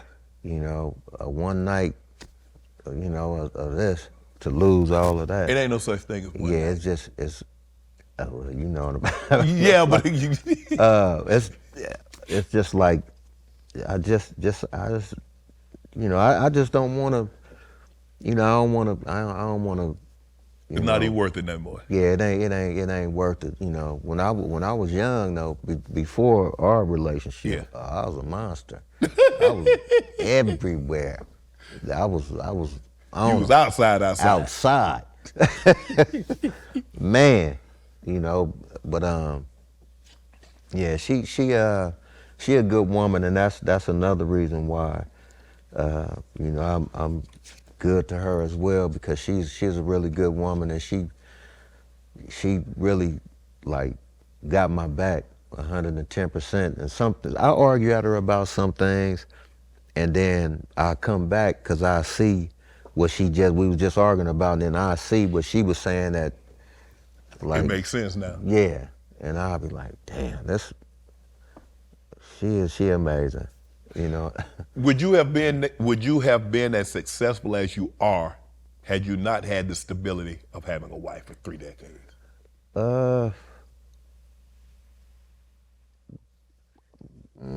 I probably would have went in a couple of different directions, as far as like maybe getting into more trouble. Or, yeah, back, but she didn't kept me out of a lot of BS. Yeah. Oh yeah. Children, how many kids you have? 6. Damn. 6. That ain't a lot. That what you mean? That ain't a lot? 4 boys and 2 girls. The oldest? The oldest is 28. Youngest? That's one. The youngest is Royal. He's 10. And then my daughter, Lola is 15. My daughter Lauren, she's 20. My son Neil is 22. My son Elijah is 26. 26. You done now? Yeah, did I get them all? I'll be forgetting sometimes. You done? Definitely. Nowhere near it. I'm done. Over. What type of father are you? Cool. I'm cool, but I still instill, like some of the I still instill morals, like we used to have when I was coming up, like in there cleaning up that room every day, doing this, washing the dishes, all of that. I still, even though I'm Warren G, I be like, go wash them dishes or go take out the trash, go do it, I be on them. And they probably don't even look at me as Warren G, like the artist or this, that, and this. They like, that's dad, because I ain't mean, but they think that the stuff I tell them, like go take out the trash, that's being mean or that stuff. No, that's not being mean. That's the way it's supposed to go. Yes. Get up, you need to do this, you need to do that. I'll be on their ass, and they all good kids. Ain't none of my boys been in no trouble, like gang shit or any jail stuff. They ain't never been to jail, they ain't never been in no trouble, like nothing. None of my girls, nobody have never been in trouble. And what tripped me out is they ain't the type, they don't never ask me for like Jordans or all the high tech stuff. Wait, I take that back. My daughters they hit me here. They hit me. But other than that, my boys they was kids. They never asked me for a bunch of stuff, and I've never been like, okay, you can have this. Getting them anything they wanted. I didn't do that. I would have them. You got to work for it. You got to work for it. No matter what it is, even when you in sports, like my boys, I used to tell them, okay, if you do this or you do that in your football and this, that, and this, okay, I'll give you $100. When they was kids, like little bitty kids playing Pop Warner and stuff like that, you score 2 or 3 touchdowns, I got you, I'm gonna give you this. Tearing it up. And I'll give you this, or I would make them work for stuff, but they would never be the type like, I want this, I want that, I want that, or never. And I was like, damn, I'm blessed for that, and they think I'm, You think you're pretty cool? They think I'm cool. They know I'm cool because I laugh and joke and talk mess, and I'll be messing with my daughters. I'll be calling them the baddies, and they don't like it, but they laugh at it a lot, and but they good kids, and I just got to be a dad, and I tell them that I got to be a dad. I can't be your friend and let you do anything. Right. And I got to be a dad. Because the dynamic, I told my kids, I said the dynamic of our relationship won't ever change. I'll always be dad. You'll always be the child. Yes, indeed. Yes, indeed. And so let's stay in our appropriate places. Yes, indeed. Because I said, your friend, hey, y'all hang out, y'all talk to each other in a certain way. That's fine. Yeah. But as a parent, there needs to be always a healthy level of respect. Yeah. Yeah. There. Yes, and indeed. as they got older, hey, it was no more I did demand. I was like, look, you understand, right from wrong. I shouldn't have to yell and scream and do all the other stuff. Yeah. It should be, this is what I think you should do in the manner in which you should do it. Yes, indeed. But at the end of the day, you're grown now, you make your own decisions. Yeah. But hopefully you've done a good enough job from birth until 18, 19, that when they get 25, they get 30, it's like, okay, this is what we should be doing. This is how we should do it. Yeah. Let me get you out of here on this one. When you see a situation like a Dame and he falling out with Rockefeller and a lot of the artists, how do we make sure we don't have a situation like that? Because it's sad. It is. just gotta keep the business a little bit more tight. This the type of person I am. Even though, like, if I was in Jay-Z position, even though me and this guy ain't getting along or whatever, we got history. Like, we done a lot of big things together, and if I see him, just like if I see him and I'm like, damn, he's struggling or this, that, and this, I'll try to like figure out some type of way we can mend, so I can say, look, let me get you involved in this so you can get this. Mm-hmm. You know what I mean? Or do this so you can get that, or, you know, because I don't want to, we got too much history together I don't want to see you that way or struggling, you know what I mean? I don't want to see that, man, because we started together, okay? We had our little falling outs or whatever, but at the end of the day, man, you know, I grew with you. We did build something special. We built some really special things together. So, you know, here you go here you go there, you know, just so you can be back on your feet, you know. And if he a billionaire, shit, if I was a billionaire, I'd be like, look, take this, you know, now, if you lose that, then something ain't right. You on your own. You on your own. Yeah. But take this, you know, you should be good off that, period, no more. What's next for Warren G?